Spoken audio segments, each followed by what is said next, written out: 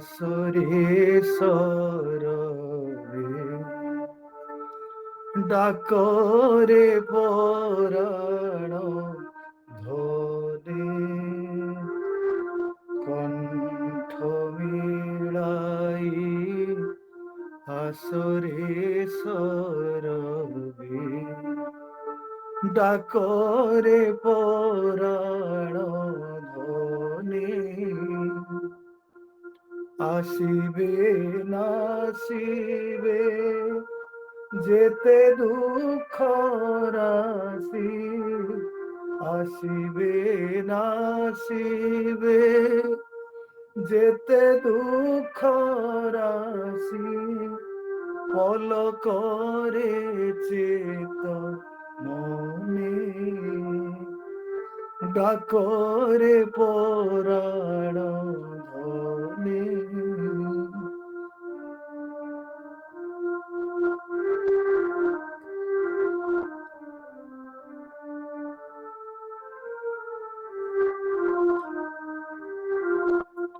মন মন্দির দুয়ার মেলাই ভকতির দীপ জালি আড় প্রিয়তম দেবতারে ডাকি পদে হইলে ছাড়ি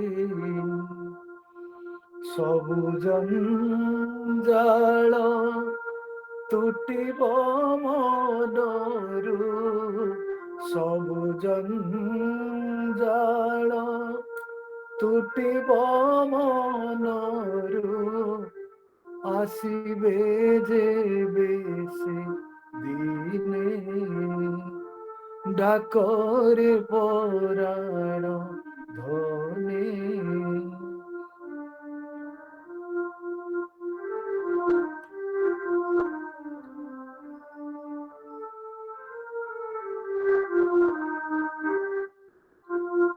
সে যে জীবনর সাথী চিরকাল সে যে জীবনর সাথী চিরকাল নদী মনু পাশরি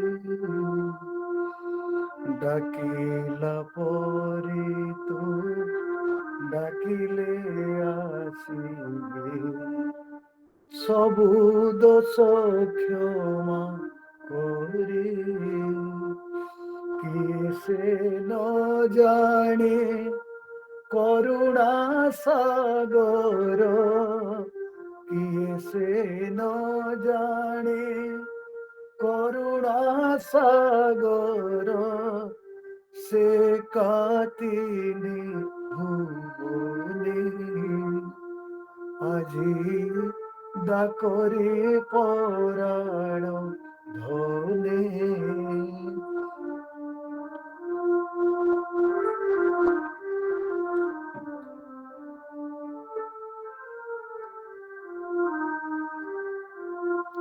মেঘ তଳି ছুয়া দেউଳ টালি অবাহে মো সিংহাসন কাহির সরাগী নুহে সে দেবতা লোক দেখায় ভিয়াণ মন দৃঢ় করি ডাকিলে বসন্তী মন দৃঢ় করি ডাকিলে বসন্তী ধিয়ানি মন আসনি ধিয়ানি মন আসনি কণ্ঠ মিলাই আসরে সরবে ডাকরে পরাণ ধনে আসিবে নাসিবে যেতে দুঃখ রাশি আসিবে নাসিবে, যেতে দুঃখ রাশি পলকরে চেত মনে, কণ্ঠ বিলাই আসরে সরবে, ডাকরে পরাণ ধনে, ডাকরে পরাণ ধনে। জয় গুরু।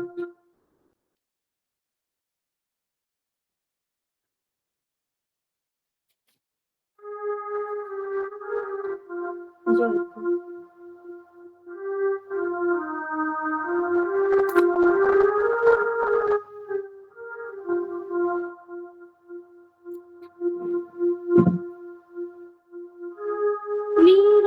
নিরাসন করাজি দয়ালু ঠাকুর হে, নিরাসন করাজি দয়ালু ঠাকুর হে, নিরাসন কর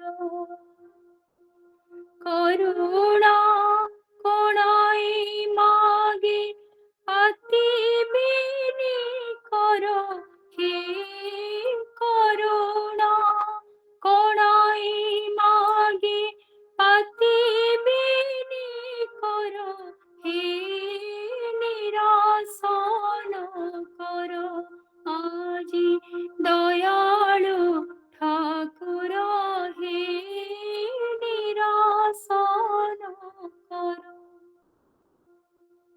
যে দান দিছ ভরি মুরুছিবে মুখে পরে, যে দান দিছ ভরি মুরুছিবে মুখে পরে, প্রতিদানে প্রেম বারি পদে ঘৃণা কর হে, প্রতিদানে প্রেম বারি পদে ঘৃণা কর হে, নিরাসন কর দয়ালু ঠাকুর হে।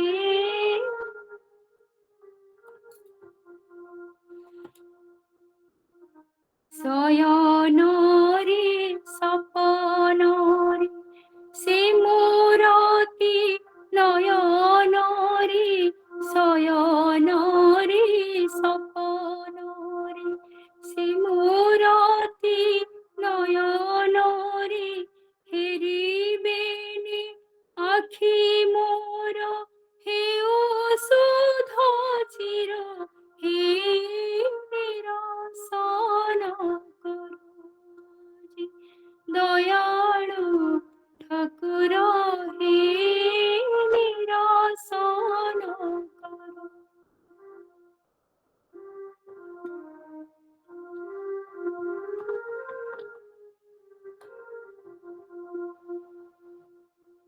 সন্তানর দোষ রাশি ক্ষমা কর অবিনাশী, সন্তানর দোষ রাশি ক্ষমা কর অবিনাশী, এতিকি মাতর প্রভু আশাই মনর হে, এতিকি মাতর প্রভু আশাই মনর হে, নিরাসন কর দয়ালু ঠাকুর হে, নিরাসন কর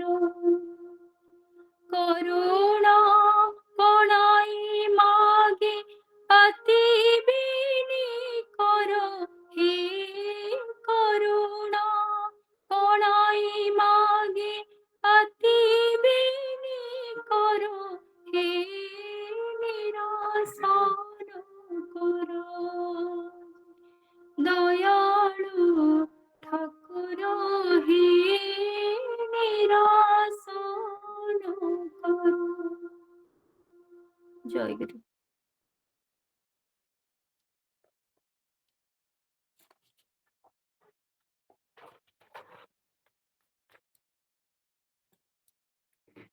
জয় হ্যাঁ 5 মিনিটে আছে। আর কটা বলবে?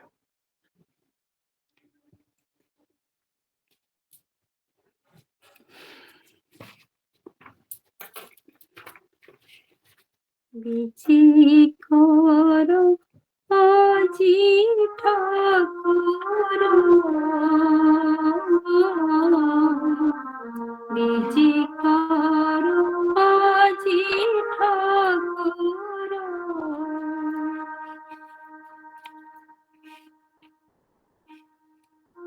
বুঝিବାକୁ মন মোর চରଣ ଯୁଗ ତୁମର, ବୁଝିବାକୁ ମନ ମୋର ଚରଣ ଯୁଗ ତୁମର, ବିଜେ କର ଆଜି ଠାକୁର, বিজে কর আজি ঠাকুর, ধৈ দেবী পদবিনী, ঢালি মো নয়ন বারি, ধৈ দেবী পদবিনী, ঢালি মো নয়ন বারি, বসাইবে সমাদরে হৃদয় আসন পারি, পিন্ধাই দেবী মঙ্গলে ভকতি সুমন মালে, পিন্ধাই দেবী মঙ্গলে ভকতি সুমন মালে, প্রীতি চন্দন তিলক, প্রীতি চন্দন তিলক মাখি সজাইবে শির, বিজে কর আজি ঠাকুর,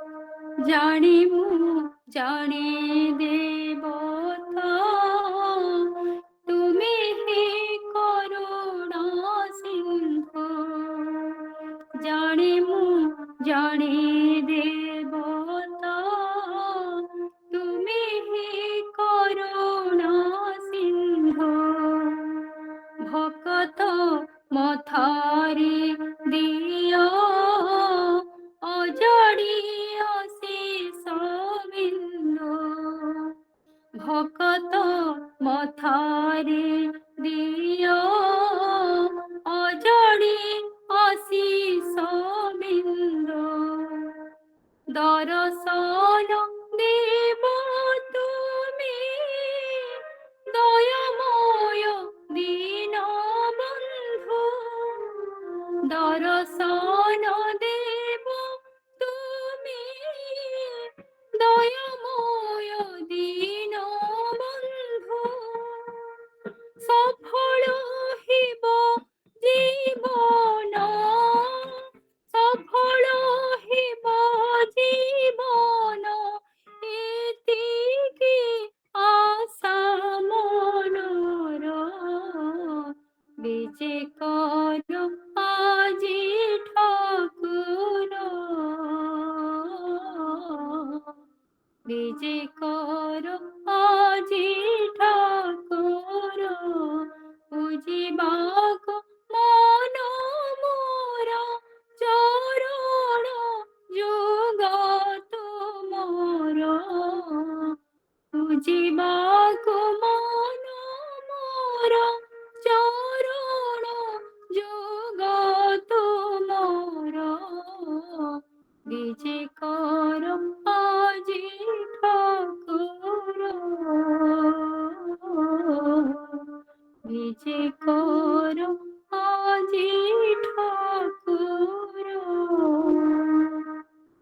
গুরু। জয় গুরু। ॐ ब्रह्मानन्दं परमसुखदं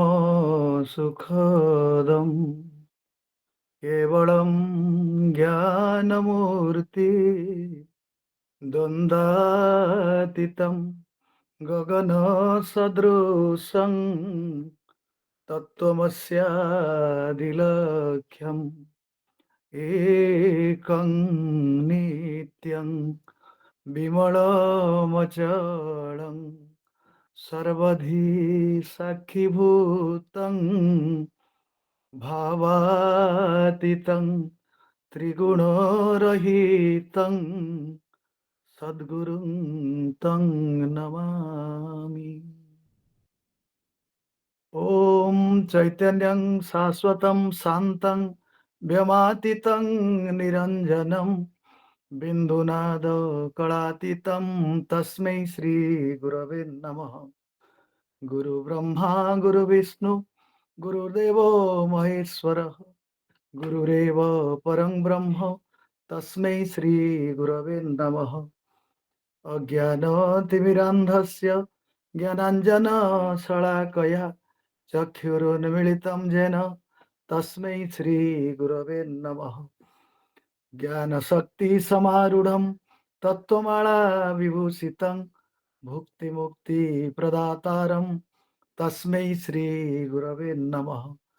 सर्वश्रुतिशिरोरत्न विराजितपदम्बुजं वेदान्ताम्बुजसूर्याय तस्मै श्रीगुरवे नमः।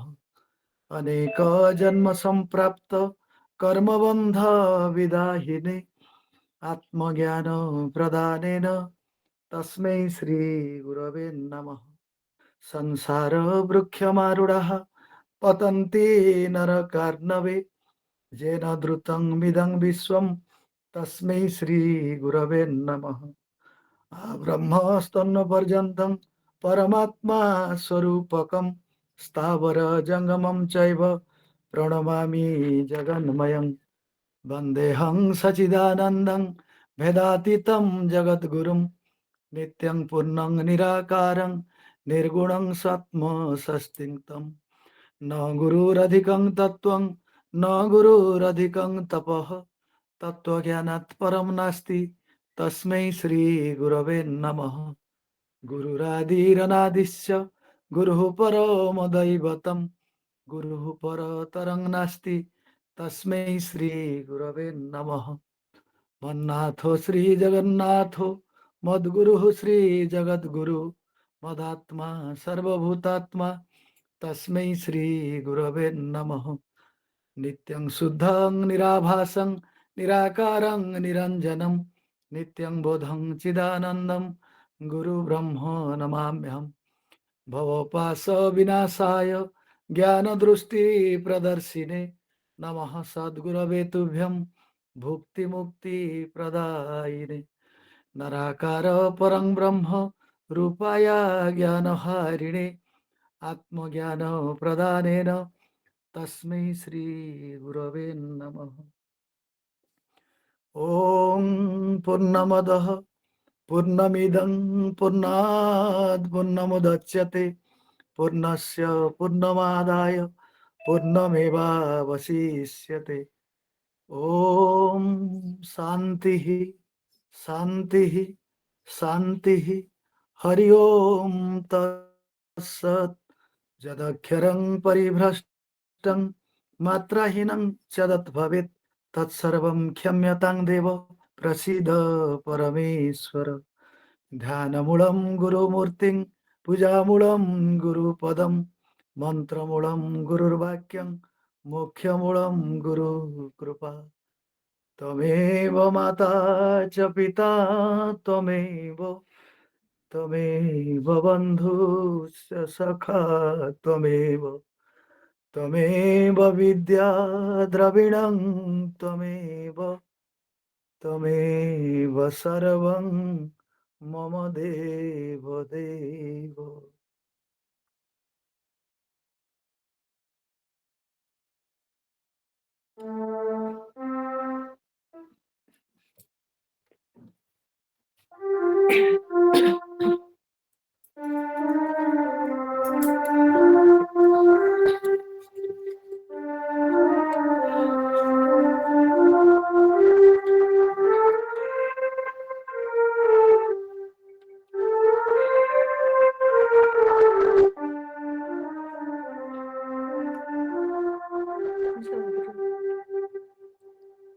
নারায়ণ ঘেন বন্দন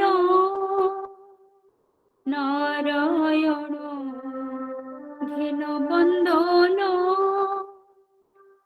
অগতি গতি কারণ অগতি গতি কারণ নারায়ণ ঘেন বন্দন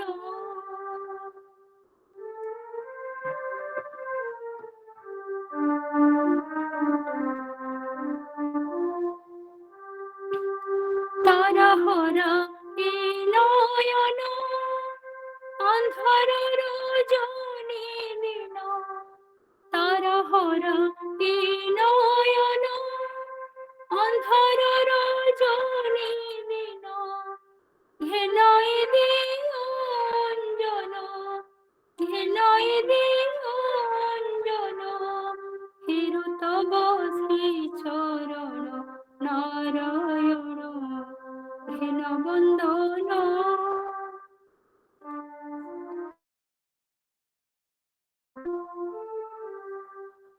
কর প্রদীপ ধারণ আখি আগে জনাদন কর প্রদীপ ধারণ আখি আগে জনাদন উজ্জ্বল দিশ ভুবন উজ্জ্বল দিশ ভুবন সার্থক হেউ ঘেন বন্দন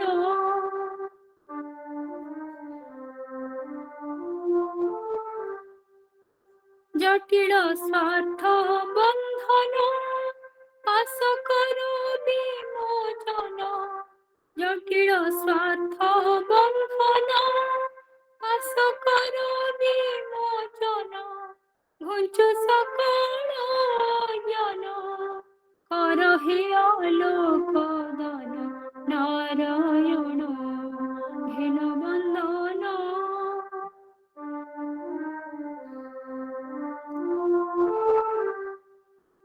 বড়হীন এই পুরাণ সকতি কর হে দান বড়হীন এই পুরাণ সকতি কর হে দান তব চরণ ধিয়ান তব চরণ ধিয়ান বিশ্বাস হেউ মোটাণ নারায়ণ ঘেন বন্দন নারায়ণ ঘেন বন্দন অগতি গতি কারণ অগতি গতি কারণ নারায়ণ ঘেন বন্দন নারায়ণ ঘেন বন্দন জয় গুরু। জয় গুরু।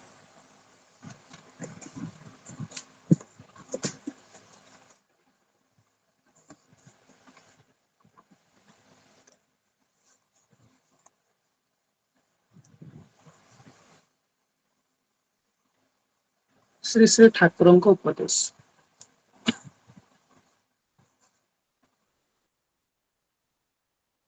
କେବଳ ଉପଦେଶ ଶୁଣିଲେ କିଛି ହୁଏ ନାହିଁ।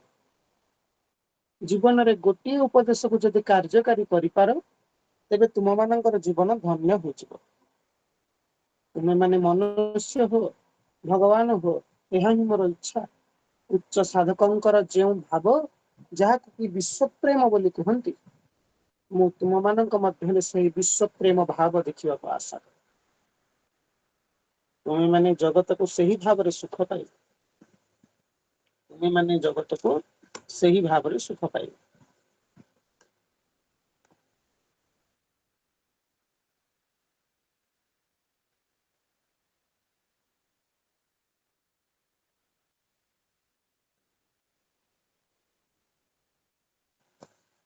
ମୋ ନିମିତ୍ତ ଗୋଟିଏ ଭଲ କାମ କରିଦେଲେ ବା ମୋ ନିମିତ୍ତ ଟଙ୍କା ପଇସା ଆଣିଦେଲେ ମୁଁ ଯେ ଆନନ୍ଦିତ ହେବି ତାହା ନୁହେଁ। ମୁଁ ତୁମମାନଙ୍କ ଭିତରେ ପ୍ରାଣ ଦେଖିବାକୁ ଚାହେଁ। ମୁଁ ଦେଖିବାକୁ ଚାହେଁ ତୁମମାନଙ୍କର ସାଧୁତ୍ୱ। ତୁମେ ସମସ୍ତେ ପ୍ରେମ ପ୍ରୀତି ବନ୍ଧନରେ ରହିଅଛ। ସମସ୍ତେ ଆତ୍ମୋନ୍ନତି କରୁଛ, ଏହା ଦେଖିଲେ ମୋର ଯେତେ ଆନନ୍ଦ ହେବ, ଗୋଟିଏ ରାଜ୍ୟ ଆଣିଦେଲେ ମଧ୍ୟ ତାହା ହେବ ନାହିଁ। ପୁଣି ଦେଖ, ମୋ କାମ କରୁ କରୁ ତୁମମାନଙ୍କର ତପସ୍ୟା, ଚିତ୍ତ ସଂଯମ ପ୍ରଭୃତି ବଡ଼ ବଡ଼ ସାଧନାର ଫଳ ଆପଣା ମନକୁ ଆସିଯିବ। ତୁମମାନଙ୍କର ମନର ନୀଚତ୍ୱ ଦୂର ହୋଇଯିବ। ତୁମେମାନେ ଯେ ନୀଚ ମୁଁ ତାହା କହୁନାହିଁ, ତୁମେମାନେ ମହତ୍ ଓ ମହିୟାନ ହୁଅ, ଏହା ମୁଁ ଚାହେଁ।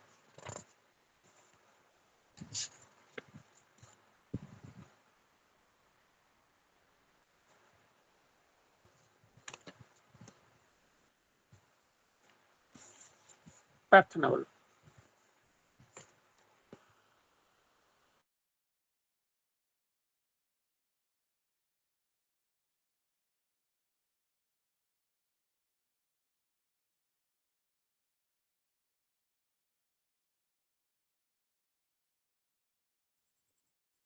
प्रार्थना बोलिए आगे।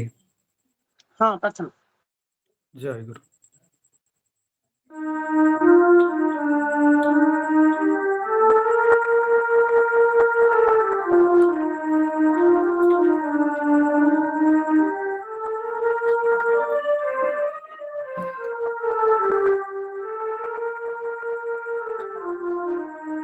जय गुरु। गोहारी मो सुन ठाकुर, गुहारी मो सुन ठाकुर, जणाउची जोड़ी मुकर, जणाउची जोड़ी मुकर, गुहारी मो सुन ठाकुर।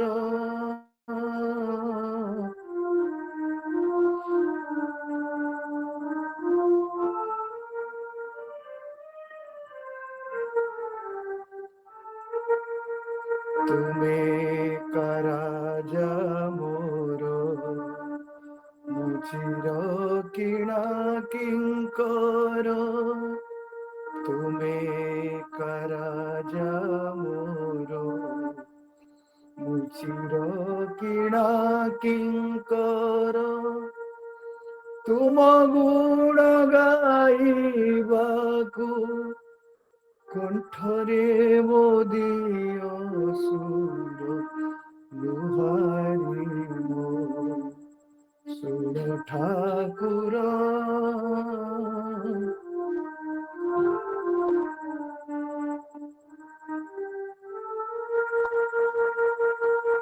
चित्तर चिंता साउटी, प्राणर जेते भकति, जीवन सुतारे गुंथि, जीवन सुतारे गुंथि, भेटी देवी करी हार, गुहारी मो सुन ठाकुर, गुहारी मो।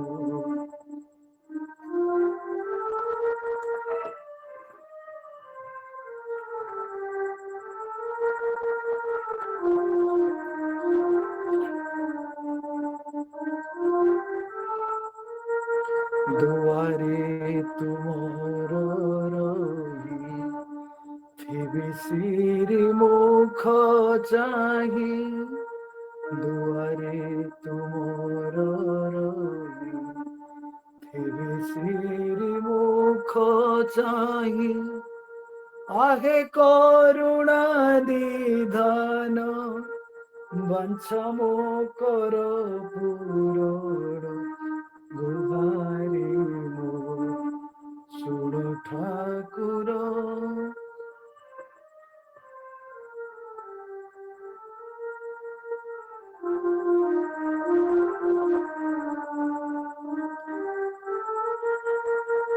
नौकरी हेउ मोर, तुम पद सेविबार, नौकरी हेउ मोर, तुम ପଦ ସେବିବାର ଏତିକି କେବଳ ଭିକ୍ଷା, ଏତିକି କେବଳ ଭିକ୍ଷା, ନିରତ ଗୁରୁ ଦାସର, ନିରତ ଗୁରୁ ଦାସର ଗୁହାରି ଷୋଳ ଠାକୁର ଜଣାଉଛି ଯୋଡ଼ି ମୁଁ କର ଗୁହାରି ଷୋଳ ଠାକୁର ଗୁହାରି ଷୋଳ ଠାକୁର। ଜୟ ଗୁରୁ।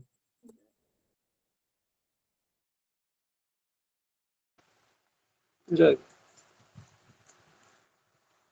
ନଉ କରି ହେଉ ମୋର ତମ ପଦ ସେବିବାର। କଣ ତାପରେ ଧାଡି ତପ ନାହିଁ? ଏତିକି କେବଳ ଭିକ୍ଷା, ନିରତ ଗୁରୁ ଦାସର। ନିରତ ଗୁରୁଦାସ। ଆମ ହେମା ଚାଲିଗଲେ ଏବେ, ହଁ, ନୀଳାଚଳ ମହିଳା ସଂଘର ପ୍ରଥମ ସମ୍ପାଦିକା ମାନେ ହେମା। ଆଁ? ବିଶିଷ୍ଟ ସେବିକା ଠାକୁରଙ୍କ। ବିଶିଷ୍ଟ, ହଁ ବିଶିଷ୍ଟ ସେବିକା ହେମା ଥରେ ତା ଭାଇ ତାଙ୍କୁ ପଢେଇକିରି BA MA ଯାଇ ପଢେଇଥିଲେ। ଥରେ ଯାଇକିରି ଭାଇଙ୍କୁ କହିଲେ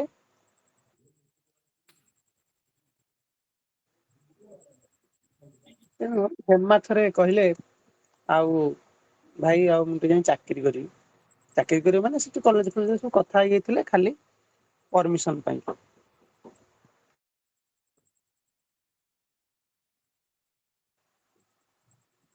ତେଣୁ ଭାଇ ସେଠି ତାଙ୍କୁ କହିଲେ ଆଉ ତମେ ଯୋଉଠି ଚାକିରି କରିବ ସେଠି ରିଟାୟାରମେଣ୍ଟ କରିବ ନା ନାଇଁ? ହଁ 60 ପରେ ରିଟାୟାରମେଣ୍ଟ। ତମେ ପରା ଆମ ପାଖରେ ଚାକିରି କରିଛ, ମାନେ ଠାକୁରଙ୍କ ପାଖରେ। ଠାକୁରଙ୍କ ପାଖରେ ଚାକିରି କଲେ ସେବକ ଜୀବନ, ଏଠି ରିଟାୟାରମେଣ୍ଟ ନାହିଁ। ତମେ ଯୋଉ ଚାକିରିରେ ରିଟାୟାରମେଣ୍ଟ କରିବ ସେ ଚାକିରିରେ କଣ ଦରମା ପାଇଲେ ଶେଷ ହେଇଗଲା, କିନ୍ତୁ ଏଠି ପରା ସବୁଗୁଡା ନିତ୍ୟ ସୋମୋଟ ଭାବରେ ଚାଲିଥିବ। ସେବକ ଜୀବନ ଟା କେତେ ସୁନ୍ଦର, କେତେ ଶୃଙ୍ଖଳିତ, କେତେ ମହିଆନ। ହଁ, ସେଇ କଥାଟା ସେ କହୁଛନ୍ତି। ଆଉ ଜୟ। ତେଣୁ ଆଉ ଆମ ଯୋଗୀ ଭାଇ କହନ୍ତି, ଯୋଗୀ ଭାଇ ଚାଲିଗଲେଣି, ଯୋଗୀ ଭାଇ କହିବେ କଣ ନା ସେବକଟା କେତେବେଳେ ବୁଢା ନୁହେଁ, କେତେବେଳେ ଟୋକା ନୁହେଁ। ସେବକଟା ସବୁବେଳେ ସେବକ, ସେ ବୁଢା ନୁହେଁ କି ଟୋକା ନୁହେଁ, କି ମା ନୁହେଁ କି ଭାଇ ନୁହେଁ। ଆଁ? ସେବକ ଆଉ। ସେବକ। ଆଉ ପୁଣି କହନ୍ତି ଯେ ବକ ଭଳିଆ ଯେ ତାଙ୍କୁ ଅନେଇଥିବ ସେ ହେଲା ସେବକ। ବକ ମାନେ ତୀକ୍ଷ୍ଣ ଦୃଷ୍ଟି ତାଙ୍କ ସ୍ଵାମୀଙ୍କ ଉପରେ ଥିବ। ସେ କଣ କଲେ, କଣ କଲେ, ଆରେ 11ଟା ବେଳେ ତାଙ୍କୁ ଗଣ୍ଡେ ଖାଇବାକୁ ଦେଇଥିଲି, 4ଟା ହେଲାଣି ତାଙ୍କୁ ଭୋକ କରିବନି କି? ଏଇ ଯୋଉ ବ୍ୟାକୁଳତାଟା ନିତ୍ୟ ନବ ଭାବେ ତବ ପୂଜିବି ଚରଣ। ନିତ୍ୟ ନବ ଭାବଟା କଣ? ଆମର ମାନବ ଜୀବନର ମାନେ ମନୁଷ୍ୟ ଜୀବନର ସାଧାରଣତା ଯୋଗୁ ଆମେ ଗୋଟେ ବେଳେ ବେଳେ ନିତ୍ୟ ପ୍ରତି ଉପାସନାରେ ଆମର ଟିକେ ବୋରନେସ୍ ଚାଲି ଆସେ। ହଁ ସବୁଦିନ ସେ କାମ କରୁଛୁ, କିନ୍ତୁ ପ୍ରକୃତରେ ଯେ ସେବକ ନିତ୍ୟ ନବ ଭାବଟା ତା ଭିତରେ ସବୁବେଳେ ତା ଭିତରେ ନୂଆ ନୂଆ ଭାବନାଟା ଥିବ। ସବୁବେଳେ ସେ ଠାକୁରଙ୍କୁ ଆଜି ଏମିତି, ଆଜି ଏମିତି, ଆଜି ଏମିତି, ଏଇ ଯୋଉ ଭାବନାଟା କାହିଁକି ସିଏ ଅନନ୍ତ ଶକ୍ତିର ଉତ୍ସ। ତାଙ୍କୁ କହୁଛୁ ନା ଯେ ମାନେ ସଚ୍ଚିଦାନନ୍ଦ ଘନ ବିଗ୍ରହ, ସେଥିରେ ଅନନ୍ତ ଶକ୍ତିର ଉତ୍ସ। ମାନେ ଯଦି ଆମେ ଆମର ଯେତିକି ପରମାୟୁ ଅଛି, ସେ ପରମାୟୁ କଣ ସୃଷ୍ଟିର ଆବାହମାନ କାଳରୁ ଅନନ୍ତ କାଳ ପର୍ଯ୍ୟନ୍ତ, ଯେପର୍ଯ୍ୟନ୍ତ ସୃଷ୍ଟି ତିଆରି ହେଇଛି, ଯେବେ ସୃଷ୍ଟି ଧ୍ୱଂସ ହବ, ଏ ପ୍ରତ୍ୟେକ ମୁହୂର୍ତ୍ତରେ ଯଦି ଗୋଟିଏ ଗୋଟିଏ ଭାବର ବିକାଶ ହୁଏ, ତ ସିଏ ସବୁ ଭାବ ବି ତାଙ୍କ ଭାବ ଠାରୁ କମ ହବ। ତାହେଲେ ସେ ଭାବଟା କେମିତି ଲାଭ ହବ? ଏଇ ଅପରିସୀମ ଜୀବନ ଭିତରେ ନା ତାଙ୍କ ସହିତ ନିତ୍ୟ ପ୍ରତ୍ୟୟ ଯୋଗଯୁକ୍ତ ରହିପାରିଲେ, ତାଙ୍କର ନୀତି ନିୟମ, ତାଙ୍କର ସବୁବେଳେ ତାଙ୍କ ସହିତ କନେକ୍ଟ ହେଇ ରହିପାରିଲେ, ସେଇ ନୂଆ ଭାବର ଉଦୟଟା ହବ ଆମର। ସେଥିପାଇଁ ସେ କହୁଛନ୍ତି ତମ ଭାବନାର ପରିବର୍ତ୍ତନ କର। ଭାବନାର ପରିବର୍ତ୍ତନ କଣ ନା 4 ଜଣ ରାଜମିସ୍ତ୍ରୀ, 3 ଜଣ ରାଜମିସ୍ତ୍ରୀ ଗୋଟେ ମନ୍ଦିର ତୋଳୁଥାନ୍ତି, ରାଜାଙ୍କର ମନ୍ଦିର ଗୋଟେ। ତ ତାଙ୍କୁ କହିଲେ ଆଉ ରାଜାଙ୍କର ସେଠୁ ମନ୍ତ୍ରୀ ଗଲେ, ପଚାରିଲେ ଛଦ୍ମବେଶରେ ଭାବନାଟା ପରୀକ୍ଷା କରିବା ପାଇଁ। ପ୍ରଥମ ମିସ୍ତ୍ରୀକୁ ପଚାରିଲେ ଭାଇ କଣ କରୁଛ? ନା ତମକୁ ଦେଖାଯାଉନି, ଇଟା ଯୋଡେଇ କରୁଛି। ଦ୍ୱିତୀୟ ମିସ୍ତ୍ରୀ ଗଲେ ପଚାରିଲେ ଆଉ ତମେ କଣ କରୁଛ?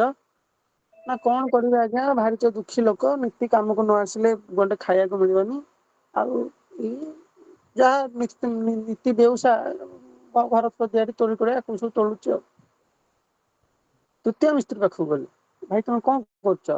ନା ଆଜ୍ଞା ଭଗବାନ ରହିବେ ତ, ଭଗବାନ ପାଇଁ ଗୋଟେ ସୁନ୍ଦର ମନ୍ଦିର ଗଢିବାକୁ ମୁଁ ଯଥାଯଥ ପ୍ରଯତ୍ନ କରୁଛି। ଏଇ ହେଲା ଭାବନାର ତାରତମ୍ୟ। ପ୍ରଥମ ଲୋକଟା କଣ ନା ସେ ହେଲା ଅଶ୍ରଦ୍ଧା ଯୁକ୍ତ କର୍ମ। ଗୀତାରେ ଶ୍ରଦ୍ଧା ଅଶ୍ରଦ୍ଧାବାନ କର୍ମ କଥା କୁହାଯାଇଛି। ଯେକୌଣସି କର୍ମ କରେ ତା ଦେହରେ ଅଶ୍ରଦ୍ଧା ଅର୍ଥାତ ତାମସିକ ପ୍ରବୃତ୍ତି।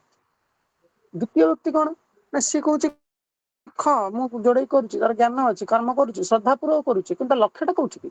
ଲକ୍ଷ୍ୟଟା ପଇସାର ଦ୍ୱାରା ସଂସାରଟା ଚଳିବ। ସେଥିପାଇଁ ସେ କହୁଛି କଣ ନା ସଂସାରଟା ନ ଚଳେ, ସେଥିପାଇଁ ଆଇଛି କାମ କରିବାକୁ। ତୃତୀୟ ବ୍ୟକ୍ତି କଣ କରୁଛି ନା ତାର ଜ୍ଞାନଟା ଅଛି ଯେ ମୁଁ ଭଗବାନଙ୍କ ପାଇଁ ମନ୍ଦିରଟା କରୁଛି, ମୁଁ ଏଇ ମନ୍ଦିରଟାକୁ ଶୁଦ୍ଧ ପୁତ୍ର ଭାବରେ ମନ ଶୁଦ୍ଧ ଦେହ ମନ ପ୍ରାଣରେ ୟାକୁ ଗଢିଲେ ତା ଭିତରେ ସିଏ ଆସିକି ବିରାଜମାନ କରିବେ। ଏଇ ତୃତୀୟ ମିସ୍ତ୍ରୀ ଭଳି ହବାକୁ ଠାକୁର କହୁଛନ୍ତି। କଣ ନା ସେ କହୁଛନ୍ତି ତମ ଦେହ ମନ୍ଦିରଟାକୁ ପରିଷ୍କାର କର। ଦେହ ମନ୍ଦିରଟାକୁ ଏଇଭଳି ପରିଷ୍କାର କଲେ ଏଠି କିଛି ହବନି, ଖାଲି ସିଏ ଆସି ବସିଯିବେ। ସିଏ ଆସି ବସିଗଲେ ଅଟୋମେଟିକାଲି ସ୍ୱମୋଟ ଭାବରେ ଚାଲିବ। କିନ୍ତୁ ଏଇ ଯୋଉ ଭାବନାର ପରିବର୍ତ୍ତନ, ଏଇ ଭାବନାର ପରିବର୍ତ୍ତନ କଥା ସେ ମୂଳତଃ ଆମକୁ କହୁଛନ୍ତି। ସେ ଭାବନାର ପରିବର୍ତ୍ତନ କଲେ ସବୁ କଥାଟା ହେଇଯିବ। ସେଇ ଗୋଟାକୁ ସେଇ ହଉଛି ତାଙ୍କରି କର୍ମ। କହିଲେ ମୋ କର୍ମ କଲେ ତୁମ ମାନଙ୍କର ସବୁ ନିଚତ୍ୱଟା ଦୂର ହେଇଯିବ, ତାଙ୍କ କର୍ମ ଅର୍ଥ ଆଉ କିଛି ନୁହେଁ। ତମେ ଖାଉଛ ଚିନ୍ତା କର, ମୁଁ କଲଥର ଆମେ ସେଇ କଥା ଆଲୋଚନା କରୁଥିଲେ। ଭୋଜନ ମୋହର ଆହୁତି ପ୍ରଦାନ, ଶୟନ ମୋହର ସାଷ୍ଟାଙ୍ଗ ପ୍ରଣାମ, ଗମନ ମୋହର ପ୍ରଦକ୍ଷିଣ ତାଙ୍କ ପ୍ରତି କଥା ମୋର ମନ୍ତ୍ର। ଭୋଜନ ମୋହର ଆହୁତି ପ୍ରଦାନ, ମୁଁ ତାଙ୍କ ଆହୁତି ଦଉଛି, ମୁଁ ଯଜ୍ଞରେ ଆହୁତି ଦଉଛି। ଶୟନ ମୋହର ସାଷ୍ଟାଙ୍ଗ ପ୍ରଣାମ, ଗମନ ମୋହର ପ୍ରଦକ୍ଷିଣ ତାଙ୍କ, ମୁଁ ଚାଲୁନାହିଁ ଯେ ମୁଁ ତାଙ୍କୁ ପ୍ରଦକ୍ଷିଣ କରୁଛି। ପ୍ରତି କଥା ମୋର ମନ୍ତ୍ର, ମୁଁ ଯାହା କହୁଛି ତାହା ହଉଛି ମନ୍ତ୍ର। ମୁଁ ତାଙ୍କ ନାମ ସହିତ ସେ କଥାଟା ଯେତେବେଳେ ଭିତରୁ ବାହାରିବ ସେ ପ୍ରତି କଥା ହେଇଯିବ ମନ୍ତ୍ର। ଗୁରୁ ଯେ ମୋହର ଜୀବନ ଯନ୍ତ୍ରୀ, ଏ ଜୀବନ ତାଙ୍କ ଯନ୍ତ୍ର, ମନ୍ତ୍ର ମୋହର ଜୟ ଗୁରୁ ନାମ, ସାଧନା ମୋହର ତନ୍ତ୍ର। ଏଇସବୁ ହେଲା ଭାବନା ପରିବର୍ତ୍ତନର କଥା। ଆଚ୍ଛା, ତାପରେ ସେ ଆଜି ସେଇ ସେବା ବିଷୟରେ, ସେବାର ଅନୁଶୀଳନ ବିଷୟରେ ସେ ଶାସ୍ତ୍ରରେ କହୁଛି। କଣ? ଅନ୍ୟାନ୍ୟ ବିଷୟ ଯେପରି ଶିକ୍ଷାର ସାପେକ୍ଷ, ସେହିପରି ସେବା ହିଁ ସେହିପରି ଶିକ୍ଷା ବା ଅନୁଶୀଳନର ସାପେକ୍ଷ। ଅନୁଶୀଳନ ନିଜେ କରିବ। ସେବାନୁଶୀଳନ କଲେ ସେବକଙ୍କର ମନ ସରସ ହୁଏ, ସ୍ୱାର୍ଥପରତା ସ୍ୱସୁଖ ଲାଳସା ଲାଘବ ହୁଏ। ସେବାର କ୍ଷେତ୍ର ଭଗବାନ ପ୍ରସ୍ତୁତ କରି ରଖିଛନ୍ତି, କେବଳ ଅଭାବ ସେବକଙ୍କର। ସେବାର କ୍ଷେତ୍ର ଭଗବାନ ପ୍ରସ୍ତୁତ କରି ରଖିଛନ୍ତି, କେବଳ ଅଭାବ ହେଉଛି ପ୍ରକୃତ ସେବକଙ୍କର। ଗୁରୁ ସେବା ଅପେକ୍ଷା ସେବକ ମାନଙ୍କର ସେବା ହିଁ ପରମ ପୁରୁଷାର୍ଥ। ସେବା ପାଇଲେ ଯେତେ ସୁଖ ହୁଏ, ସେବା କଲେ ସେବକଙ୍କର ତଦପେକ୍ଷା ଅନନ୍ତ ସୁଖ ଲାଭ ହୋଇଥାଏ। ଆମେ ଟିକେ ଆଜି ଏବେ ଆଶ୍ରମକୁ ଗଲେ, ଯୁଆଡେ ମଠ ଆଶ୍ରମ ଗଲେ, କେନ୍ଦ୍ର ଗଲେ, ଆମେ ଚିନ୍ତା କରୁଛୁ କାଇଁ ଆମକୁ ଭଲ ଖଟ ମିଳିଲାନି, କାଇଁ ଭଲ ଗଦି ମିଳିଲାନି, କାଇଁ ଏଇଟା ଏମିତି ହେଲା। ଏଇ ଯୋଉ ସେବା ପାଇବାର ଲାଳସାଟା, ସେ କହୁଛନ୍ତି ହଁ ସେତକ ହେଇଗଲେ ତମର, ହଁ ତମ ଖଟ ଉପରେ ଶୋଇଗଲେ, ଭଲ ଗଦିରେ ଭଲ କମଳ ଅଭ୍ୟର୍ଥନା ପାଇଗଲେ, ଠାକୁରଙ୍କ ଭିତର ପ୍ରସାଦ ପାଇଗଲେ, ତମର ସବୁ କଥା ହେଇଯିବ। ସେ ଆନନ୍ଦ ତମକୁ ମିଳିବ ସତ୍ୟ, କିନ୍ତୁ ସେ କହୁଛନ୍ତି ସେଇ ଆନନ୍ଦ ଠାରୁ ସେବା ପାଇଲେ ଯେତେ ସୁଖ ହୁଏ, ସେବା କଲେ ସେବକଙ୍କର ତଦପେକ୍ଷା ଅନନ୍ତ ସୁଖ ଲାଭ ହୁଏ। ତମେ ତାଙ୍କ ପାଇଁ କିଛି କଲେ ତମର ଅନନ୍ତ ସୁଖ ଲାଭ ହୁଏ। କାହିଁକି ନା ସିଏ ହଉଛନ୍ତି ଅନନ୍ତ ସୁଖର ଉତ୍ସ। ଭଗବାନ ଠାକୁର କହୁନାହାନ୍ତି ଭଗବାନ ହଉଛନ୍ତି ସୁଖମୟ। ସେବାଟା କରିବ ତେବେ ତାଙ୍କ ସହିତ କନେକ୍ଟେଡ ହେଇକି ରହିବ। ଯେମିତି ଯୋଉ ନଈଟା ଅନନ୍ତ ସ୍ରୋତସ୍ୱିନୀ ପାତାଳଗାମୀ ଧାରା ସହିତ କନେକ୍ଟେଡ ହେଇକି ଥାଏ। ଆମର ଏତେ ପାର୍ବତ୍ୟ ଭୂମି କୋଉଠି ନା ହିମାଳୟ ପାର୍ବତ୍ୟ ଭୂମି, ଉତ୍ତରାଖଣ୍ଡରେ ଏତେ ପାର୍ବତ୍ୟ ଭୂମି, ହଜାର ହଜାର ଫୁଟ ଉପରୁ ନଈ ଗୁଡିକ ସ୍ରୋତସ୍ୱିନୀ ଭାବରେ ଝରି ଆସୁଥିବେ। ମାନେ ମୁଁ ତ ଦେଖିଲେ ଆଶ୍ଚର୍ଯ୍ୟଭୂତ ହେଲି। ମାନେ ଆମର ଏଠି ଖରାଦିନେ ନଈ ଶୁଖି ଯାଉଛି, ପାଣି ନାହିଁ, କିନ୍ତୁ ସେଠି ହଜାର ହଜାର ଫୁଟ ଉପରେ, ହଜାର ହଜାର ଫୁଟ ଉପରୁ ନଈ ମାନେ ପୁରା ମାନେ ସ୍ରୋତସ୍ୱିନୀ, ମାନେ ସେଠି ଆପଣ ହାତଟେ ଦେବେ, ଆପଣଙ୍କ ହାତକୁ ସେ ଏତେ ସ୍ପିଡରେ ଛାଟିଦବ ମାନେ ବିଶ୍ୱାସ କରିପାରିବେନି। ଆଉ ସବୁବେଳେ ସେ ପାଣିଟା ଥଣ୍ଡା, ଟିକେ ବି ଗରମ ହଉନାହିଁ। ଯେତେ ଉଚ୍ଚକୁ ଯିବ ସୂର୍ଯ୍ୟଙ୍କ ତାପମାତ୍ରା ସେତେ ପଡିବ, ସେତେ ଗରମ ହୁଏ, ପାଣି ସେଠି ଗରମ ହୁଏ, ପୁରା ବରଫ ଭଳିଆ ଥଣ୍ଡା। ମାନେ ଇଭିନ ଗରମ ଦିନରେ ଆପଣ ଗାଧେଇବେ, ଜୁନ ମାସରେ ବି ଆପଣ ଗାଧେଇବେ, ଦେହଟା ଶୀତେଇ ଉଠିବ। କାହିଁକି ନା ସେଇଟା ଭୂତଳର ଯୋଉ ଅନନ୍ତ ଜଳଶକ୍ତିର ଉତ୍ସ ତା ସହିତ କନେକ୍ଟେଡ ହେଇକି ଅଛି। ସେ କହୁଛନ୍ତି ଅନୁରୂପ ଭାବରେ ତମେ ତାଙ୍କ ସହିତ କନେକ୍ଟେଡ ହେଇକି ଥିବ, ତାହେଲେ ସୁଖ ଛଡା ଅନ୍ୟ ଦୁଃଖ କଦାପି ତମକୁ ସ୍ପର୍ଶ କରିପାରିବ ନାହିଁ। ବାହାରେ ଯୋଉଟା ତମକୁ ଦୁଃଖ ଜଣା ପଡିବ, ରୂପେ ନାଇଙ୍କ ଘରେ ହେଲା, କଣ ହେଲା, ଘରେ ସବୁ ଚାଲିଗଲେ, ସେ ଯୋଉ ଛୁଆର ମା ଚାଲିଗଲା, ଯୋଉ ମାର ଛୁଆ ଚାଲିଗଲେ, ସେ ମା ହସୁଛି, ଠାକୁରଙ୍କ ନାମ କୀର୍ତ୍ତନ କରୁଛି। କାହିଁକି ନା ଭିତରେ ସେ ତାଙ୍କ ସହିତ କନେକ୍ଟେଡ ହେଇକି ଅଛନ୍ତି। ସେବା ପାଇଲେ ଯେତେ ସୁଖ ହୁଏ, ସେବା କଲେ ସେବକଙ୍କର ତଦପେକ୍ଷା ଅନନ୍ତ ସୁଖ ଲାଭ ହୋଇଥାଏ। ଗୁରୁ ବ୍ରହ୍ମଙ୍କର ସେବା ଓ ଗୁରୁ ନାରାୟଣ ଜ୍ଞାନରେ ଭାଇ ଭଗିନୀ ମାନଙ୍କର ସେବା କରି ଜୀବନ କୃତାର୍ଥ କର, ଏବେ ଯାଇ ସମସ୍ତ ଦୁଃଖ ଦୂର ହୋଇଯିବ। ଯେଉଁ କାର୍ଯ୍ୟ କଲେ ମାନବ ପ୍ରତି ଗୁରୁ କିମ୍ବା ଭଗବାନ ସନ୍ତୁଷ୍ଟ ହୁଅନ୍ତି, ତାହା ହିଁ ତାଙ୍କର ପ୍ରିୟ କାର୍ଯ୍ୟ। ଯେଉଁ କାର୍ଯ୍ୟ ଦ୍ୱାରା ଭଗବତ ସଙ୍ଗ ସୁଖର ଅଭାବ ଅନୁଭୂତ ହୁଏ, ତାହା ହିଁ ଶ୍ରେଷ୍ଠ ସାଧନା। ଯେଉଁ କାର୍ଯ୍ୟ ଦ୍ୱାରା ଭଗବତ ସଙ୍ଗ ସୁଖର ଅଭାବ ଅନୁଭୂତ ହୁଏ, ତାହା ହିଁ ଶ୍ରେଷ୍ଠ ସାଧନା। ଭଗବତ ସଙ୍ଗ ସୁଖର ଅଭାବ କଣ? ଦିନ ଭିତରେ ତାଙ୍କ କଥା କେତେ ପକେଇଛ, ଦିନ ଭିତରେ ତାଙ୍କ ବହି କେତେ ଥର ପଢିଛ, ଦିନ ଭିତରେ ସେ ତମକୁ କେତେ ଥର ମନେ ପଡିଛନ୍ତି। ଏଇଟା ହେଲା ଭଗବତ ସଙ୍ଗ ଜନିତ ସୁଖ। ଭଗବତ ସେ ହେଲେ ଭଗବତ, ତାଙ୍କ ସାଙ୍ଗ, ତାଙ୍କ ସହିତ କନେକ୍ଟେଡ ହେଲା ପରେ ଯୋଉ ସୁଖଟା, ସେଟା ହଉଛି ଭଗବତ ସଙ୍ଗ ସୁଖ। ଯେମିତି ଆମେ ଗୋଟେ କୋଉ ଜାଗା ଗୋଟେ ବୁଲିବାକୁ ଯାଇଛେ, କି ଭଲ ଖାଇବାଟେ ଖାଇଛେ, କି ଭଲ ପୋଷାକଟେ ପିନ୍ଧିଛେ, କି ଭଲ ଜିନିଷଟେ ଦର୍ଶନୀୟ ଜାଗାଟେ ଭ୍ରମଣ କରିଛେ, ଥରେ ସେ ଜାଗାରୁ ଆସିବା ପରେ ଯେମିତି ଆମର ବାରମ୍ବାର ଦେଖିବାକୁ ଇଚ୍ଛା ହୁଏ, ବାରମ୍ବାର ସେ ଜିନିଷଟାକୁ ପାଇବାକୁ ଇଚ୍ଛା ହୁଏ, ସେଟା ସେଇ ଭୋଗଜନିତ ସୁଖ।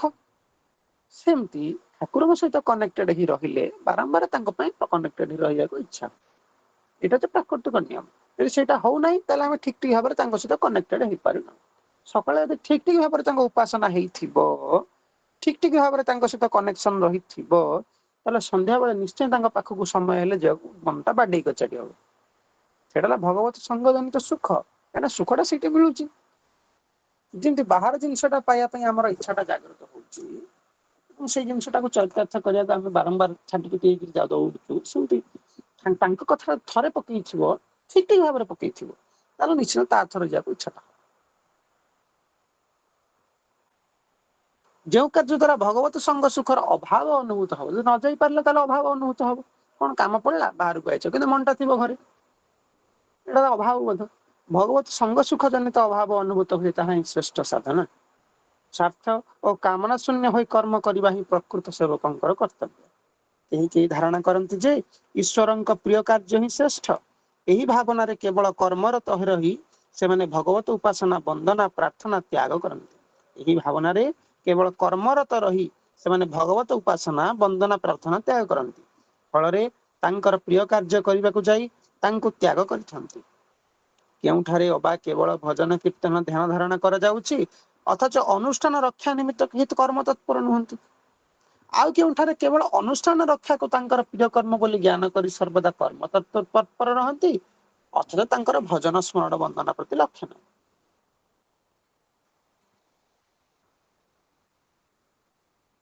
ସେ କହୁଛନ୍ତି ଯେ କୋଉଠାରେ ଠିକ ଭାବରେ ଭଜନ କୀର୍ତ୍ତନ କରାହଉଛି।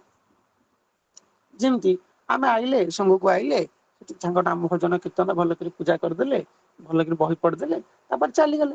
8 ଦିନ ଯାକ, ବାକି 6 ଦିନ ଯାକ ସଂଘଟା କେମିତି ରହିଲା, କେମିତି ଠାକୁରଙ୍କ ପୂଜା ହେଲା, ଉପାସନା ହେଲା, ପ୍ରାର୍ଥନା ବନ୍ଦନା ହେଲା, ଏଇ ସବୁ ବିଷୟରେ ଧ୍ୟାନ ଦେଲେ ନାହିଁ। ଇଏ ହେଲା ଗୋଟେ କଥା। ଦ୍ୱିତୀୟ କଥା କଣ ନା, ଦ୍ୱିତୀୟ କଥା ହଉଛି ସେ କହୁଛି ତମେ 8 ଦିନ ଯାକ ଭଲ ଭାବରେ ସେ ଅନୁଷ୍ଠାନଟାକୁ ରକ୍ଷା କଲ, ଭଲକରି ଗଣ୍ଡେ ରୋଷେଇ କଲ, ଭଲକରି ଗଣ୍ଡେ ଭୋଗ ରାନ୍ଧିଦେଲ, ଭଲକରି ଗଣ୍ଡେ ଭୋଗ ଦେଲ, କିନ୍ତୁ ସେ ଯୋଉ କଥାଟା କହୁଛନ୍ତି ସେଟା ଠିକ ଠିକ ଭାବରେ ତାକୁ ମଧ୍ୟ ଅନୁଶୀଳନ କଲନି। ଅର୍ଥାତ୍ ସେ କହୁଛନ୍ତି ଅନ୍ତର ବାହାର ଦିଟା ଯାକ ସମାନ ଭାବରେ ଚାଲିଥିବ। ଏଥିପାଇଁ କଣ, ଚିତ୍ତ ଶୁଦ୍ଧି ପାଇଁ ଏକ ଦୀର୍ଘ ସର୍ବେ କର ଧ୍ୟାନ ଅବଲମ୍ବନ, ମାନେ ମନଟା ତାଙ୍କ ପାଦରେ ରହିବ। ଗୁଣକ୍ଷୟ ପାଇଁ ଅପର ଦିଗରେ ଆଚର ନିଷ୍କାମ କର୍ମ, ବାହାରେ ରହିବ, ତାଙ୍କ କାମଟା କରୁଥିବ। ଭିତର ବାହାର ଦିଟାକ ଲକ୍ଷ୍ୟ, ଅନ୍ତର ଲକ୍ଷ୍ୟ ସବୁଗୁଡା ଠିକ ଥିବ। ସେ କ୍ଷେତ୍ରରେ ସେବକ ତାହେଲେ କଣ କରିବେ? ସେ କହୁଛନ୍ତି ସେ କ୍ଷେତ୍ରରେ ସେବକ ମାନେ ସତୀ ନାରୀଙ୍କ ପରି ଚଳିବେ। ସତୀ ନାରୀ ମାନେ ଯେପରି ଗୃହକର୍ମ ମଧ୍ୟରେ ନିର୍ଦ୍ଦିଷ୍ଟ ସମୟ ସ୍ୱାମୀ ସଙ୍ଗ ସୁଖ ଉଦ୍ଦେଶ୍ୟକ ରଖି କର୍ମ କରନ୍ତି, ଭକ୍ତ ସେବକ ମାନେ ସେହିଭଳି ଭଜନ ସ୍ମରଣ ଲକ୍ଷ୍ୟରେ କର୍ତ୍ତବ୍ୟ କର୍ମ ସମ୍ପାଦନ କରିବା ବିଧେୟ। ତେଣୁ ଜ୍ଞାନ ଲାଭର ଇଚ୍ଛା ହିଁ ସେବା ବା ଶୁଶ୍ରୂଷା ପଦବାଚ୍ୟ। ଜ୍ଞାନ ଲାଭ ନିମିତ୍ତ ଗୁରୁ ସେବା, ଭଗବତ ଭଜନ ସ୍ମରଣ ମନନ ତ୍ୟାଗ କରି ସତ୍କର୍ମର ଅନୁଷ୍ଠାନ କଲେ ମଧ୍ୟ ସେଥିରେ ଅହଙ୍କାର ବୃଦ୍ଧି ପାଇ ନିଜକୁ କର୍ତ୍ତା ବୋଲି ଜ୍ଞାନ ହୁଏ।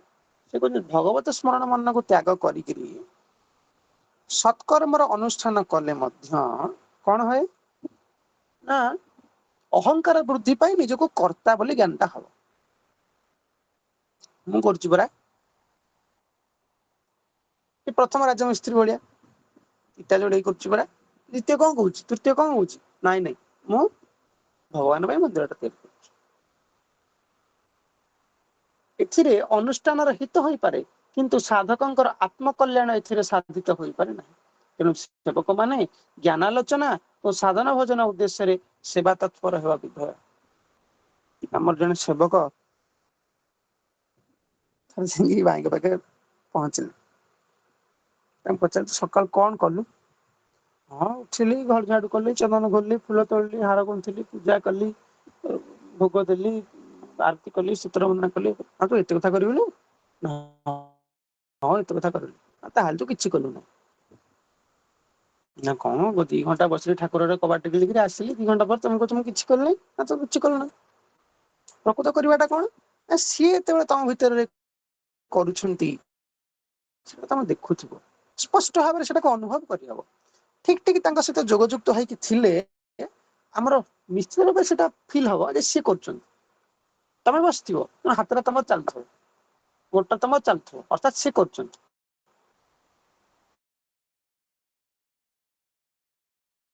ତାଙ୍କର ଏଇଟା ହଁ ପୁରା ଅଙ୍ଗେ ସତ୍ୟ। ନିଭାଇବା କଥା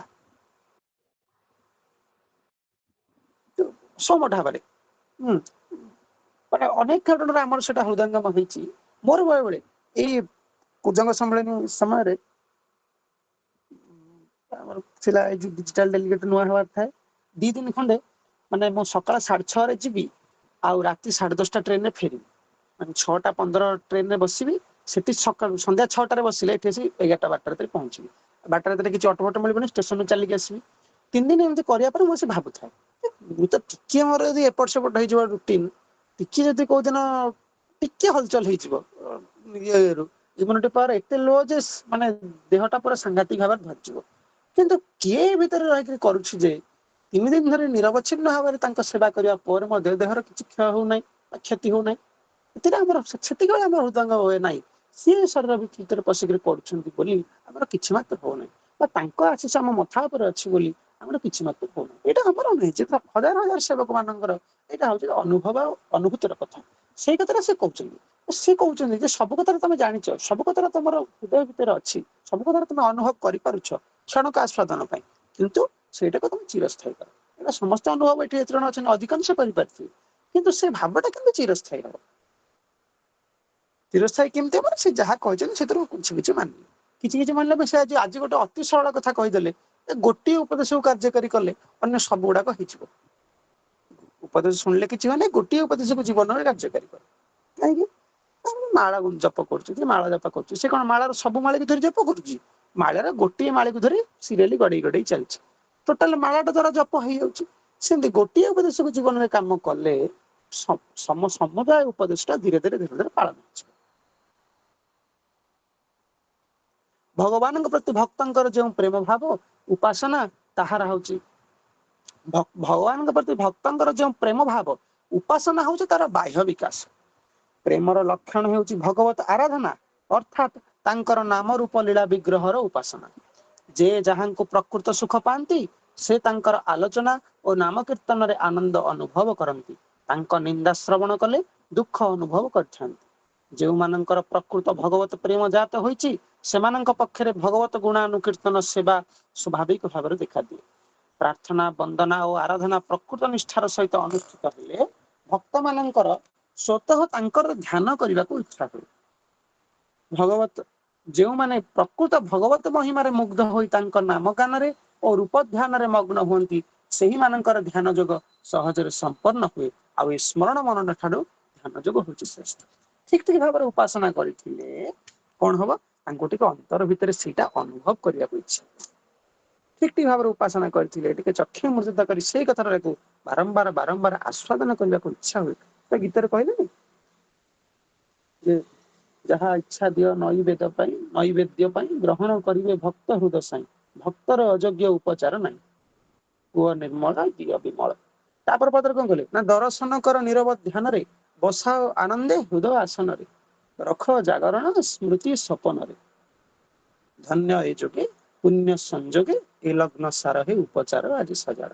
ଦେବ ପୂଜାର ଜନ୍ମୋତ୍ସବରେ ବୋଲା ସବୁ ପୂଜା ସଇଲା ତାପରେ ସେ କହୁଛନ୍ତି ମାନେ ଦର୍ଶନ କର ନିରବ ଧ୍ୟାନରେ ନିରବ ଧ୍ୟାନ ତାଙ୍କୁ ସେଇ କଥା ଟିକେ ଅନ୍ତର ଭିତରେ ଅନୁଭବ କର ଯୋଉ ସକାଳେ ବର୍ତ୍ତମାନ ଯୋଉମାନଙ୍କର ନିତ୍ୟ ପ୍ରତ୍ୟୟ ସାଧନା ଯେମିତି ସଜତ୍ୟାଗ ନାଶାପାନ ଇତ୍ୟାଦି ସରିବା ପରେ ନିତ୍ୟକର୍ମ ସରିବା ପରେ କିଛି ମିନିଟ ଧ୍ୟାନ କରିବା ପରେ ପୁଣି ମାନସ ପୂଜା ହେଇକି ନିତ୍ୟ ପୂଜା ଉପଚାର ତାପରେ ପୁଣି ପୂଜାରେ ଉଠିବା ପରେ ସେ କହୁଛନ୍ତି ତାଙ୍କୁ କିଛି ସମୟ ମଧ୍ୟ ଠିକ ଭାବରେ କରିଥିଲେ ଅନ୍ତର ଭିତରେ ସେ କଥାଟା ଅନୁଭବ କରିବାକୁ ଇଚ୍ଛା ହେବ ପ୍ରାର୍ଥନା ବନ୍ଦନା ଆରାଧନା ପ୍ରକୃତ ନିଷ୍ଠାର ସହିତ ଅନୁଷ୍ଠିତ ହେଲେ ଭକ୍ତମାନଙ୍କ ମଧ୍ୟରେ ସ୍ୱତଃ ତାଙ୍କୁ ଟିକେ ଧ୍ୟାନ କରିବାକୁ ଇଚ୍ଛା ହୁଏ ଯେଉଁମାନେ ପ୍ରକୃତ ଭଗବତ ମହିମାରେ ମୁଗ୍ଧ ହୋଇ ତାଙ୍କ ନାମ ଜ୍ଞାନରେ ଓ ରୂପ ଧ୍ୟାନରେ ମଗ୍ନ ହୁଅନ୍ତି ସେହିମାନଙ୍କର ଧ୍ୟାନ ଯୋଗ ସହଜରେ ସମ୍ପନ୍ନ ଆରାଧନା ଆଉ ପୂଜା ଏକାର୍ଥବାଚକ ଭଗବାନ ଏବଂ ଗୁରୁଦେବଙ୍କ ଅସ୍ତିତ୍ୱରେ ବିଶ୍ୱାସ ଏବଂ ଶ୍ରୀ ବିଗ୍ରହରେ ତାଙ୍କର ପ୍ରତ୍ୟକ୍ଷ ଅଧିଷ୍ଠାନ ବୋଲି ଧାରଣା କରି ଯେଉଁ ସ୍ତବସ୍ତୁତି ପାଠ କରାଯାଏ ତାହାକୁ ଆରାଧନା ବୋଲି କୁହାଯାଏ ଆରାଧନା ପୂଜା ବାହ୍ୟ ଓ ଅନ୍ତର ଭେଦରେ ଦୁଇବିଧ ଫୁଲ ବେଲପତ୍ର ତୁଳସୀ ନୈବେଦ୍ୟ ଦେଇ ଯେଉଁ ପୂଜା ତାହା ହେଉଛି ବାହିକ ପୂଜା ମାନସିକ ପୂଜା ହିଁ ଶ୍ରେଷ୍ଠ ଭଗବତ ସ୍ୱରୂପ ଉପଲବ୍ଧି ହିଁ ଏହି ଆରାଧନାର ଲକ୍ଷ୍ୟ ତାପରେ ପ୍ରାର୍ଥନା କରୁ ଜୟ ଗୁରୁ।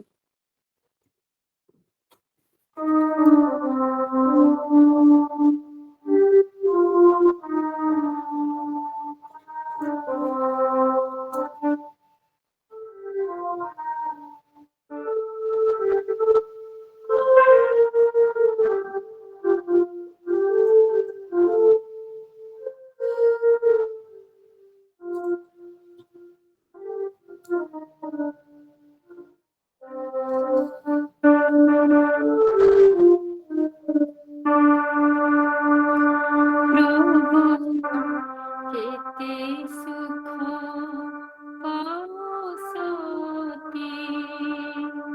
ପ୍ରଭୁ କେତେ ସୁଖ ପାଉସତି ଥଳ କୂଳ କିଛି ପାଉତ ନାହିଁ ଥଳ କୂଳ କିଛି ପାଉତ ନାହିଁ ସେ কথা বিচারে যেতে প্রভু কেতে সুখ পাউসতি প্রভু কেতে সুখ পাউসতি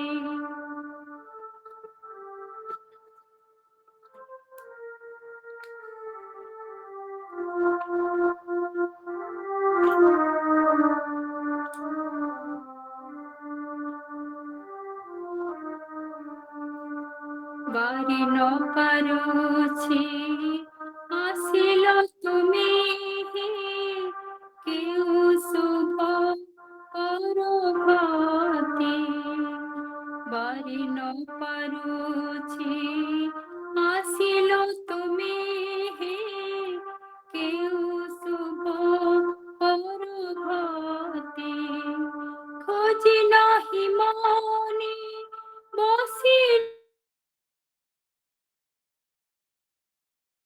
মনে বসিল শোনে লুচি আসি কেউ পথে প্রভু কেতে সুখ পাউসতি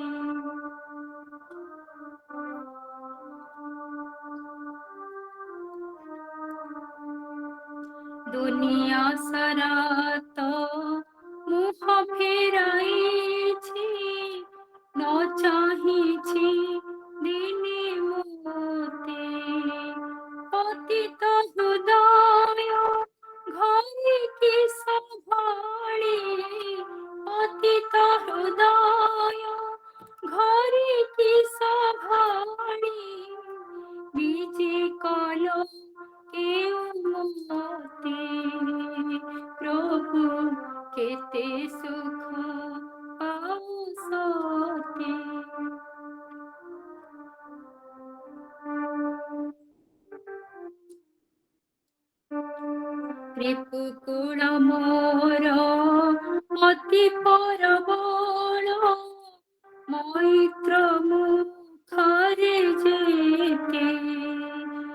কুকুর মোর অতি পরমণ মৈত্র মুখরে যেতে সবু কৌশল ভাঙিছ তাঙ্কর সবু কৌশল ভাঙিছ তাঙ্কর তুমি করুণার হাতে প্রভু কেতে সুখ পাও সখী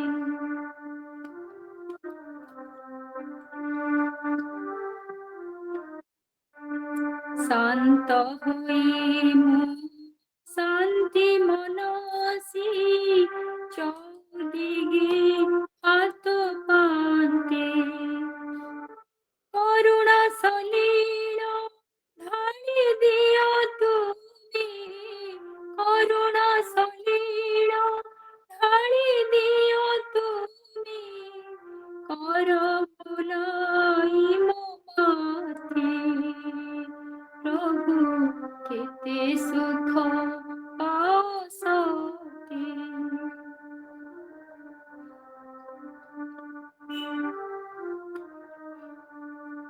কেবে সুত সুতা গৃহিণী বনিত নানা রূপে নানা মতে কেবে সুত সুতা গৃহিণী বনিত নানা রূপে নানা মতে অভাব মঝিরে পরাণ মণি হে অভাব মঝিরে পরাণ মণি হে আশিস ঢালু কেতে প্রভু কেতে সুখ পাও সতে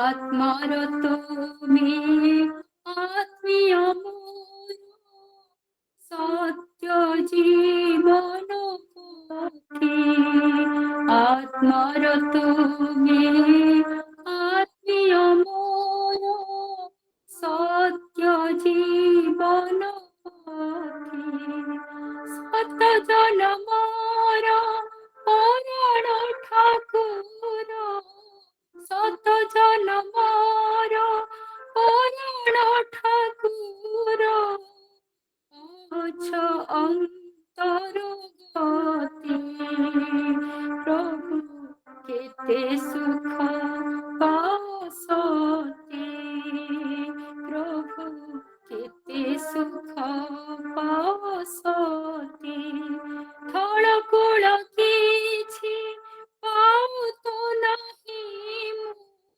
থଳ কূଳ କିଛି পাও তো নাহি সে কথা বিচারে যেতে প্রভু কেতে সুখ পাও সতে প্রভু কেতে সুখ পাও সতে জয় গুরু।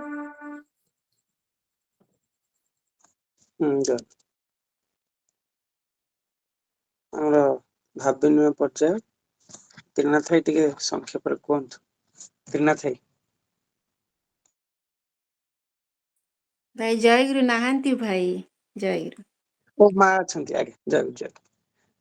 ଆମ ବହୁତ ଦିନ ପରେ ମା ଟିକେ ଯୋଗ ଦେଇଛନ୍ତି ପାଖାପାଖି ଜିଲ୍ଲା ସମ୍ମିଳନୀ ବିଭାଗୀୟ ସମ୍ମିଳନୀ ଆମର ସାରସ୍ୱତ ସେବକ ସଂଘର ସେବା ଇତ୍ୟାଦି ବହୁ କାମରେ ବ୍ୟସ୍ତ ରହିକିରି ଭାଇ ଓ ମା ପାଖାପାଖି ନୂଆ ବର୍ଷ ପରଠୁ କୌଣସି ଅଧିବେଶନ ଯୋଗ ଦେଇ ପାରିନଥିଲେ। ତେଣୁ ଆଜି ବହୁତ ଦିନ ପରେ ଆମ ପାଖକୁ ଯୋଗ ଦେଇଛନ୍ତି। ବିରାଜିନ ମାଙ୍କୁ ଟିକେ ଅନୁରୋଧ କରୁଛି ସେ ଟିକେ ସଂକ୍ଷେପରେ ଭାବ ବିନିମୟ କରିବେ।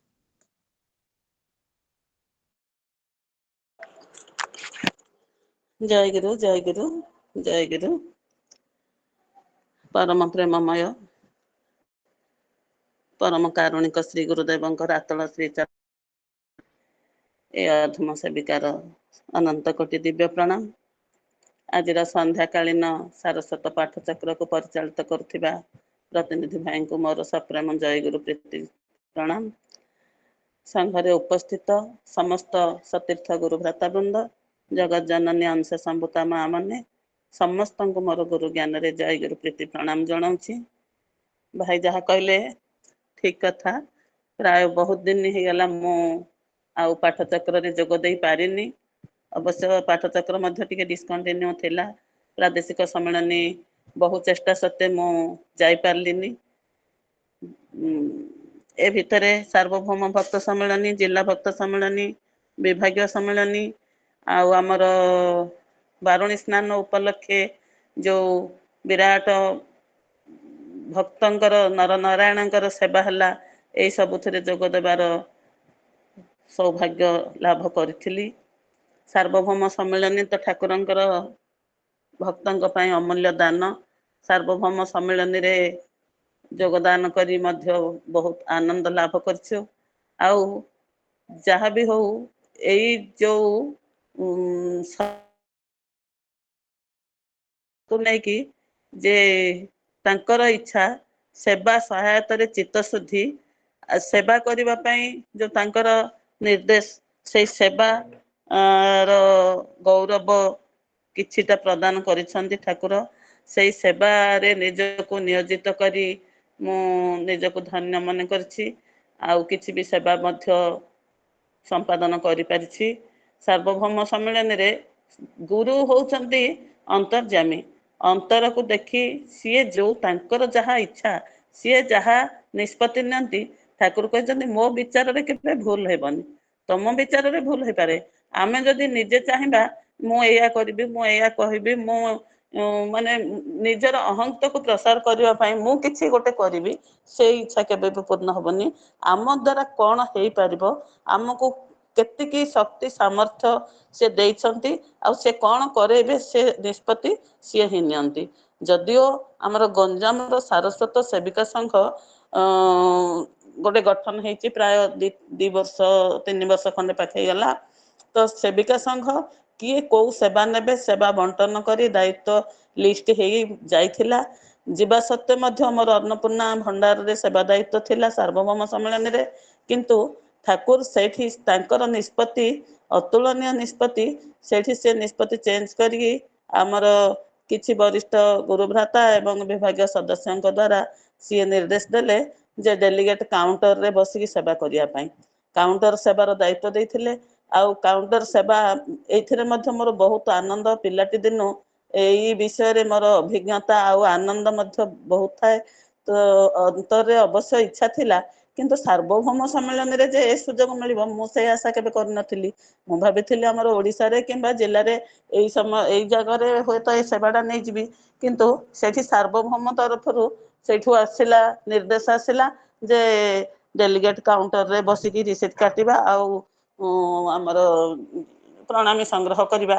ପୁଣି ସେଇଟା ମୁଁ ଭାବୁଥିଲି ଖାଲି ହଁ ବସିବା ଲେଖିଦେବା, ଭାଇମାନ ଭକ୍ତମାନଙ୍କର ନାଁ ଗାଁ ଠିକଣା ଲେଖିଦେବା, କେତେ ଜଣ ଭକ୍ତ ଦେଇଦେବା, କିନ୍ତୁ ଏତେ ଯେ ଗୁରୁ ଦାୟିତ୍ୱ ତା ଭିତରେ ରହିଛି ସେ ଆଶା ମୁଁ ଭାବିନଥିଲି। ଅଭିଜ୍ଞତା ଆସିଲା ଯେ କଲେ ହିଁ ତ ଆସିବ, ଯେ ଆରମ୍ଭରୁ ଶେଷ ପର୍ଯ୍ୟନ୍ତ ସରିଲା ପରେ କେତେ ଟଙ୍କା କଲେକ୍ସନ ହେଲା, କେତେ ଭକ୍ତ ହେଲେ, କେତିକି ଡେଲିଗେଟ୍ କଟା ହେଲା, କାଉଣ୍ଟିଂ କରିବା, ପୁଣି ବିଭିନ୍ନ ପ୍ରକାର ଟଙ୍କା ସବୁ ଅଲଗା ଅଲଗା 500 ଟଙ୍କା, 200 ଟଙ୍କା, 100 ଟଙ୍କା, 50 ଟଙ୍କା ସବୁ ଅଲଗା ଅଲଗା କରିବା, ତାକୁ ପୁଣି ଗଣିକି ସବୁ ସାଇତିକି ରଖିବା, ପୁଣି କାଉଣ୍ଟିଂ ହିସାବରେ ସବୁ ହିସାବ ନିକାଶ କରିକିରି ପୁଣି ତାକୁ ଡିପୋଜିଟ୍ କରିବା ପର୍ଯ୍ୟନ୍ତ ଯୋଉ ଗୁରୁ ଦାୟିତ୍ୱ ସେଟା ବନ୍ଧା ହେଇଯାଇଥାଏ, ସେଇଟା ଗୋଟେ ମାନେ ମନରେ ଗୋଟେ ଧାରଣା ଆସିଲା, ତା ଉପରେ ଗୋଟେ ଅଭିଜ୍ଞତା ଆସିଲା। ଆଉ ତୃତୀୟ ଦିନ ଯେତେବେଳେ ଯୋଉ ପ୍ରସାଦ ପତ୍ର ବଣ୍ଟନ ହେଲା, ସେଦିନ ପ୍ରାୟ 4,84,000 ଟଙ୍କାର ଟିକେଟ ବିକ୍ରି ହେଇଛି। ସେଇ ଟିକେଟ ବିକ୍ରି କରିଛି। ଆଉ ବହୁତ ମଧ୍ୟ ଭକ୍ତଙ୍କର ଗହଳି ସମାଗମ ହେଇଗଲା। ଟିକେ ଗଣ୍ଡଗୋଳ, ମାନେ ଗଣ୍ଡଗୋଳ ତ ହେଇନି, ଭିଡ଼ ବହୁତ ହେବା ଯୋଗୁ ଦଳା ଚକଟା ହେଇକିରି ମାନେ ଗୋଟେ ଅପ୍ରୀତିକର ପରିସ୍ଥିତି ସୃଷ୍ଟି ହେବାକୁ ଯାଉଥିଲା। କବଳରୁ ରକ୍ଷା ପାଇଛୁ ସେ ଟଙ୍କାକୁ ଧରିକି କାଉଣ୍ଟର ଭିତରକୁ ଆସିକି ତାକୁ ଗୋଟେ ସୁରକ୍ଷିତ ଭାବରେ, ଏମିତି ବିଭିନ୍ନ ଅଭିଜ୍ଞତା ସ୍ୱଳ୍ପ ସମୟ ଭିତରେ ବିଶେଷ ବ୍ୟାଖ୍ୟା କରିହେବନି। ତାପରେ ବିଭାଗୀୟ ସମ୍ମିଳନୀରେ ମଧ୍ୟ ସେଇ ଠାକୁରଙ୍କର ସେଇ ସେବା ବିଭିନ୍ନ ପ୍ରକାର ସେବା ମିଳିଥିଲା। ଜିଲ୍ଲା ସମ୍ମିଳନୀରେ ମଧ୍ୟ ଯାହା ହଉ ସେବିକା ହିସାବରେ ଗୋଟେ ସେବିକା ତ କହିବା ନିଜକୁ ଗୋଟେ ହୀନ ତୁଚ୍ଛ ଲାଗୁଛି। ସେବା କୋଉମାନେ କରିପାରନ୍ତି, ସେବକ କିଏ, ସେବକର ସଂଜ୍ଞା କ'ଣ, ତାର ଗୌରବ କ'ଣ, ସେ କଥା ଭାବିଲେ ନିଜକୁ ଅତି ତୃଣ ଠାରୁ ମଧ୍ୟ ଛୋଟ ଲାଗୁଛି। ଆମେ କ'ଣ କି ସେବା କରିପାରିବା? ଯିଏ ତ ସେବକ ସିଏ ଅକ୍ଲାନ୍ତ ସେବକ, ଏ ସଂସାରର ମାନେ ମୁଖ୍ୟ ସେବକ, ଯିଏକି ଅହର୍ନିଶି ପ୍ରତି ନିଶ୍ୱାସ ପ୍ରଶ୍ୱାସରେ ଏ ଜଗତର ସେବା କରି ଚାଲିଛନ୍ତି। ତା ତୁଳନାରେ ଆମେ କିଛି ନୁହଁ। ସେ ଯାହା ହଉ ଠାକୁରଙ୍କୁ ଏତିକି ପ୍ରାର୍ଥନା କରିବା ଯେ ଠାକୁର ଯୋଉ ଆମର ନିୟମ ପଞ୍ଚକ ସପ୍ତ ବିଧାନ ରଖିଛନ୍ତି, ସେଇ ନିୟମ ପଞ୍ଚକ ସପ୍ତ ବିଧାନ ମାଧ୍ୟମରେ ଆମେ ତାଙ୍କର ପାଖାପାଖି ହେଇପାରୁଛନ୍ତି, ତାଙ୍କର ଚରଣାଶ୍ରିତ ହେଇ ତାଙ୍କର ନିକଟବର୍ତ୍ତୀ ହେବା ସହିତ ତାଙ୍କର ଆଦେଶ ନିର୍ଦ୍ଦେଶକୁ ପାଳନ କରିପାରୁଛନ୍ତି। ଠାକୁର ଏତିକି ଭିକ୍ଷା କରିବା ଯେ ଏ ଦେହରେ ଶେଷ ରକ୍ତବିନ୍ଦୁ ଥିବା ପର୍ଯ୍ୟନ୍ତ, ଏ ଦେହ ଚଳଚଞ୍ଚଳ ଏ ଯନ୍ତ୍ରଟି ଚାଲୁଥିବା ପର୍ଯ୍ୟନ୍ତ ତାଙ୍କରି ସେବାରେ ଲାଗୁ, ତାଙ୍କରି ଆଦେଶ ନିର୍ଦ୍ଦେଶକୁ ପାଳନ କରିବାର ଶକ୍ତି ସାମର୍ଥ୍ୟ ହାସଲ କରୁ। ଆଉ ଆମର ଯୋଉ ଅଫଲାଇନ ସଂଘଠୁ ଆରମ୍ଭ କରିକି ସପ୍ତ ବିଧାନଠୁ ଆରମ୍ଭ କରିକି ଅନଲାଇନ ସଂଘ ପର୍ଯ୍ୟନ୍ତ କରୁଣା କି ବେଳରେ ଆସିଲା, କୋଉ ମୁହୂର୍ତ୍ତରେ ଆସିଲା, ସଂସାରରେ ଯାହା କିଛି ହୁଏ ସବୁ ଭଗବାନଙ୍କ ପ୍ରେରଣାରେ ତାଙ୍କରି ନିର୍ଦ୍ଦେଶରେ ହୁଏ। ଏ ଯୋଉ କରୋନା ବି ଆସିଥିଲା ହୁଏତ ଜଗତର କିଛି ମଙ୍ଗଳ ପାଇଁ ଆସିଥିଲା। ବିଶେଷ ଭାବରେ ସାରସ୍ୱତ ଜଗତ ପାଇଁ ମୁଁ କହିବି ଗୋଟେ ଅମୂଲ୍ୟ ଦାନ। କିଛି କ୍ଷତି ହେଇଥିଲେ ମଧ୍ୟ ଆଉ ଲାଭ ମଧ୍ୟ କିଛି କମ ହେଇନି ଆମ ସାରସ୍ୱତ ଜଗତ ପାଇଁ। ଏ କରୋନା ମହାମାରୀ ଆସିବା ଯୋଗୁ ଅଫଲାଇନ କିଛି ଦିନ ବନ୍ଦ ହେଇ ଆମର ଅନଲାଇନ ସଂଘ ଆରମ୍ଭ ହେଲା, ଯାହା ଦ୍ୱାରା କି ଆଜି ଆମେ ସମସ୍ତେ ଏକତ୍ରିତ ଭାବରେ ପରସ୍ପରକୁ ଆମେ ଚିହ୍ନି ପାରିଲେ, ଜାଣିପାରିଲେ, ଆମେ ବହୁତ ଜଣଙ୍କ ସହିତ ମିଶି ପାରିଲେ। ଆଉ ଅନଲାଇନରେ ଆମେ ପ୍ରତି ସପ୍ତାହରେ ଏକତ୍ରିତ ହେଇକି ଠାକୁରଙ୍କୁ ନେଇକି ଆମେ ତାଙ୍କରି ଲୀଳା ରୂପ ନାମ ବିଗ୍ରହ କୀର୍ତ୍ତନ ଶ୍ରବଣ ମନନ କରି ଆମେ ସମୟକୁ ଅତିବାହିତ କରୁଛନ୍ତି। ବହୁତ ଆନନ୍ଦ ଲାଗୁଛି। ଅବଶ୍ୟ ସାରସ୍ୱତ ପାଠଚକ୍ରରୁ କିଛି ଦିନ ମୁଁ ଟିକେ ଡିଷ୍ଟାନ୍ସ ହେଇଯାଇଛି, କିନ୍ତୁ ଅନ୍ୟାନ୍ୟ ସଂଘ ପ୍ରତ୍ୟେକ ଅଫଲାଇନ ସଂଘ ମାନେ କହିବାକୁ ଗଲେ ସପ୍ତାହର 7 ଦିନ ସାରା ପ୍ରତିଦିନ ସନ୍ଧ୍ୟାରେ ଅନଲାଇନ ସଂଘରେ ଯୋଗଦାନ କରୁଛି। ପ୍ରତ୍ୟେକଟା ବିଭିନ୍ନ ସଂଘର କୋଉଠୁ କେତେ ମା ଭାଇଙ୍କ ସହିତ ଏକତ୍ରିତ ହେଇପାରୁଛୁ, ମିଳିପାରୁଛୁ। ତା ସହିତ ଠାକୁରଙ୍କର ଅମୃତ ବାଣୀ ଶ୍ରବଣ କରିବାର ସୌଭାଗ୍ୟ ଲାଭ କରିପାରୁଛୁ। ଆଉ ଆଜି ବହୁତ ଦିନ ପରେ ପୁଣି ଆପଣମାନଙ୍କ ସହିତ ଏକାଠି ହେଇ ଆପଣମାନଙ୍କ ମୁହଁରୁ କିଛି ଠାକୁରଙ୍କର ବାର୍ତ୍ତା ଶୁଣି ନିଜକୁ ଧନ୍ୟ ମନେ କରୁଛି। ପୁଣି ପରବର୍ତ୍ତୀ ସମୟରେ ଆଗାମୀ ଦିନରେ ଆଉ କିଛି ଅନୁଭୂତି ପ୍ରକାଶ କରିବା ପାଇଁ ପ୍ରୟାସ ରଖି ଆଜିର ବାଣୀକୁ ମୁଁ ଏତିକିରେ ବିଶ୍ରାମ ଦଉଛି। ଜୟଗୁରୁ, ଜୟଗୁରୁ, ଜୟଗୁରୁ। ଆପଣ ଡିସକନେକ୍ଟ ହେଇଥିଲେ ଠାକୁରଙ୍କ ସେବା ପାଇଁ କି ଆମର ପ୍ରାୟ ରବିବାର ଆମର ସାରସ୍ୱତ ପାଠଚକ୍ର ରହିଯାଏ, ଆଉ ମିଟିଂ ଥିବ ଭାଇଙ୍କର, ଭାଇ ଆସିବା ଇଏ ହବ। ଏଣିକି ତ ଆଉ ବର୍ତ୍ତମାନ ଫ୍ରି, ଜିଲ୍ଲା ସମ୍ମିଳନୀ ବି ସରିଲାଣି, ଆପଣ ଆଣିକି ରେଗୁଲାରଲି ଯୋଗ ଦେବେ। ନିଶ୍ଚୟ ନିଶ୍ଚୟ ଭାଇ। ଯଦି ଆଜ୍ଞା, ସେ ରବିବାରଟା ଆମର ଅସୁବିଧା ହୁଏ କଣ ନା ପର୍ଣ୍ଣମାସିକ ସଂଘ ରହିଛି। ଆଜି ବି ପର୍ଣ୍ଣମାସିକ ସଂଘ ଏଇଠି ଭାଇ ବୋଧେ ପୂଜା କରୁଛନ୍ତି, ଆପଣ ଯୋଗ ଦେଇଛନ୍ତି, ତେଣୁ ଆସିବା ବିଳମ୍ବ ହେଲା। ତେଣୁ ଏଣିକି ତ ଆଉ ବିଶେଷ କରି ଭାଇ ଯେମିତି ପୂର୍ବରୁ ଆଗାମୀ ବର୍ଷରୁ ଗତ ବର୍ଷ ଭଳିଆ ପାଣି ପଡୁଥିଲେ ସେମିତି ପାଣି ପଡିବେ ଏବଂ ଅନ୍ୟାନ୍ୟ ଯେମିତି ଚାଲିଥିଲା ଏମିତି ଚାଲିବ, ସେତିକି ଆମ ସମସ୍ତଙ୍କ ତରଫରୁ ଅନୁରୋଧ। ଜୟଗୁରୁ, ଜୟଗୁରୁ ଭାଇ, ନିଶ୍ଚୟ ଯୋଗ। ଜୟଗୁରୁ, ଆଜ୍ଞା। ଜୟ। ମା ଗୋଟେ ଭଲ କଥା କହିଲେ, ଯୋଉ ସେବକର ସଂଜ୍ଞା କଣ? ଠାକୁରଙ୍କର ପ୍ରତ୍ୟେକ ପୁସ୍ତକରେ ଲେଖା ହେଇଛି ଭକ୍ତ ପଦାରବିନ୍ଦ ଭିକ୍ଷୁ ଦିନ ନିଗମାନନ୍ଦ। ଠାକୁରଙ୍କ ପ୍ରତ୍ୟେକ ଇଏରେ ଠାକୁର ନିଜେ ନୋଟ କରିଛନ୍ତି। ତାଙ୍କୁ ଥରେ ସିଦ୍ଧାନ୍ତ ମହାରାଜ ପଚାରିଲେ, ଠାକୁର କି ଏଇ ଭକ୍ତ ପଦାରବିନ୍ଦ ଭିକ୍ଷୁ ତାର ଅର୍ଥଟା କଣ? ଠାକୁର କହୁଛନ୍ତି ଭକ୍ତ ପଦାରବିନ୍ଦ ଭିକ୍ଷୁର ଅର୍ଥ ଭଗବାନଙ୍କର ପଦାରବିନ୍ଦ ଭିକ୍ଷୁ। ନା ଭଗବାନଙ୍କ ପଦାରବିନ୍ଦ ଭିକ୍ଷୁ କଣ ନା, ଆରେ ଭଗବାନ ଯେତେବେଳେ ଆସନ୍ତି ସେତେବେଳେ ସେ ଭକ୍ତ ରୂପ ନେଇକରି ଆସନ୍ତି। ଭଗବାନଙ୍କ ଛଡା ପ୍ରକୃତ ଭକ୍ତ ଆଉ କିଏ ହେଇପାରିବେ ନାହିଁ। ଉଦାହରଣ ଶ୍ରୀ ଚୈତନ୍ୟ ମହାପ୍ରଭୁ ସର୍ବଶ୍ରେଷ୍ଠ ଉଦାହରଣ। ଭଗବାନ ଶ୍ରୀକୃଷ୍ଣ, ଭଗବାନ ଶ୍ରୀରାମଚନ୍ଦ୍ର ପ୍ରତ୍ୟେକ ମାନେ ନିଜ ନିଜ ଜୀବନରେ ଭକ୍ତିର ପରାକାଷ୍ଠା ଦେଇ ଆସିଛନ୍ତି। ସେଥିପାଇଁ ଭଗବାନଙ୍କ ଛଡା ଶ୍ରେଷ୍ଠ ଭକ୍ତ ଆଉ କେହି ନାହାନ୍ତି। ଭଗବାନ କହିଲେ ହିଁ ଶ୍ରେଷ୍ଠ ଭକ୍ତ ବୋଲି ବୁଝାଯାଏ। ଠାକୁର ସେବା ଧର୍ମ ସେବା ତତ୍ଵ ବିଷୟରେ ତତ୍ଵମାଳାରେ କହୁଛନ୍ତି, ଭଗବାନଙ୍କ ଛଡା ଶ୍ରେଷ୍ଠ ସେବକ ମଧ୍ୟ ଜଗତରେ କେହି ନାହାନ୍ତି। ତେଣୁ ସେଇ ଭକ୍ତପଦ ଅରବିନ୍ଦ ଭିକ୍ଷୁ ଅର୍ଥ ମାନେ ସେବକର ସଂଜ୍ଞା କଲେ ପ୍ରକୃତରେ ଭଗବାନଙ୍କ ଛଡା ଭଗବାନ ବା ଠାକୁର ହିଁ ଆମର ସେବକ ଜଗତରେ ଏକମାତ୍ର ଆଦର୍ଶ। ସ୍ୱୟଂ ନିର୍ବିକଳ୍ପରୁ ବ୍ୟତୀତ ସଦ୍ଗୁରୁ ସାକ୍ଷାତ ଭାଗବତୀ ତନୁ ସିଏ କିନ୍ତୁ ତାଙ୍କର ପ୍ରତ୍ୟେକ ରଚନା ପ୍ରତ୍ୟେକ ପ୍ରବନ୍ଧରେ ନିଜ ଗୁରୁଙ୍କର ଭଗବାନଙ୍କର ଭୂୟସୀ ପ୍ରଶଂସା କରି ତାଙ୍କ ପଦ ବନ୍ଦନା କରୁଛନ୍ତି। ସେତିକି ଭଗବତ ସ୍ତରରେ ପ୍ରତିଷ୍ଠିତ ନ ହେଇପାରିଲେ ଏଇଭଳି ଶବ୍ଦାବଳୀ କଦାପି କାହା ହସ୍ତରୁ ନିଷ୍କୃତ ହବ ନାହିଁ। ଠାକୁରଙ୍କର ସେଇ ଯୋଉ ସେବା ତତ୍ଵ ବା ସେବା ଧର୍ମ ବିଷୟକ ଉପଦେଶ ବା ଆଚରଣ ଏହା ହଉଛି ଆମ ମାନଙ୍କର ଅନୁଶୀଳନ ଯୋଗ୍ୟ। ହଉ, ଆମ ସମୟ ତ 8ଟା ଯାଇକି ଶୁଭଙ୍କର ଭାଇ ଅଛନ୍ତି ସୁଦୂର ମେଦିନୀପୁରରୁ, ଆମର ଜଣେ ବଙ୍ଗୀୟ ଭାଇ, ଆଉ ବହୁତ ଆମ ଇଏ ଅନୁରୋଧ ରକ୍ଷା କରି ଆମ ଗଣରେ ଉପସ୍ଥିତ ହେଇଛନ୍ତି। আমার ভাই সময়টা অতি সংক্ষিপ্ত। শুভঙ্কর ভাই আমাকে আপনি শুনি পাচ্ছে? আমি হ্যাঁ শুনতে পাচ্ছি। হ্যাঁ, যাও যাও। এই সময়টা তো পুরা সংক্ষিপ্ত, এই 2-3 মিনিট আর 4 মিনিট আছে। আপনি ওই সময়ের মধ্যে কিছু ঠাকুরের সম্পর্কে আজের আলোচনা যে যত বিষয় হলো ওই সম্পর্কে কিছু আপনি বলুন, তারপরে আমি শেষ পর্যায়ে থেকে যাবে। শুভঙ্কর ভাই। জয় গুরু।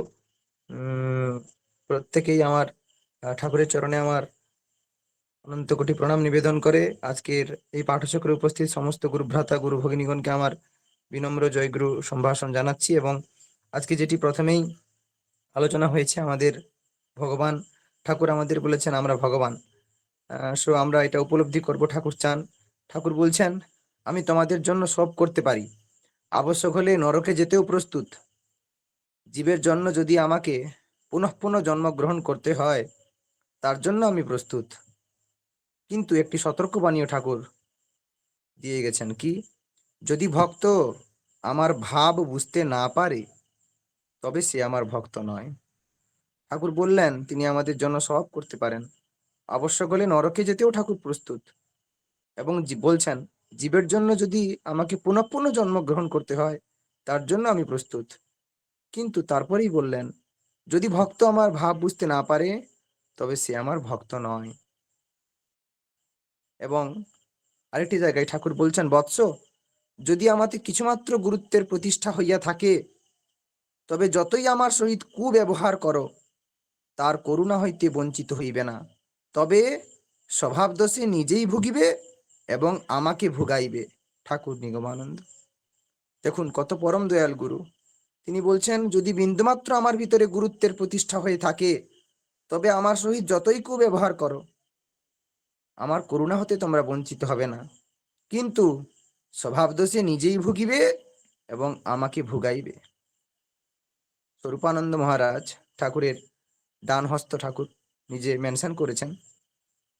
স্বরূপানন্দ মহারাজ তার দিনলিপিতে লিখছেন, চিন্তা করুন আজ 100 বছর আগে, 90 বছর আগে তিনি ওনার দিনলিপিতে লিখছেন, আমি ঠাকুরের কথা ঘরে ঘরে সবাইকে বলে বেড়াচ্ছি, তাদের হাত পা ধরে কাঁদছি, কিন্তু হায় এমন মায়ার প্রলোভন যে সবাই একটু পরে সব ভুলে যাচ্ছে।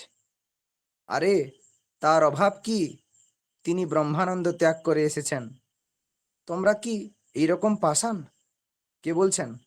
স্বরূপানন্দ, সেই বগুড়ায় আশ্রমের অধ্যক্ষ।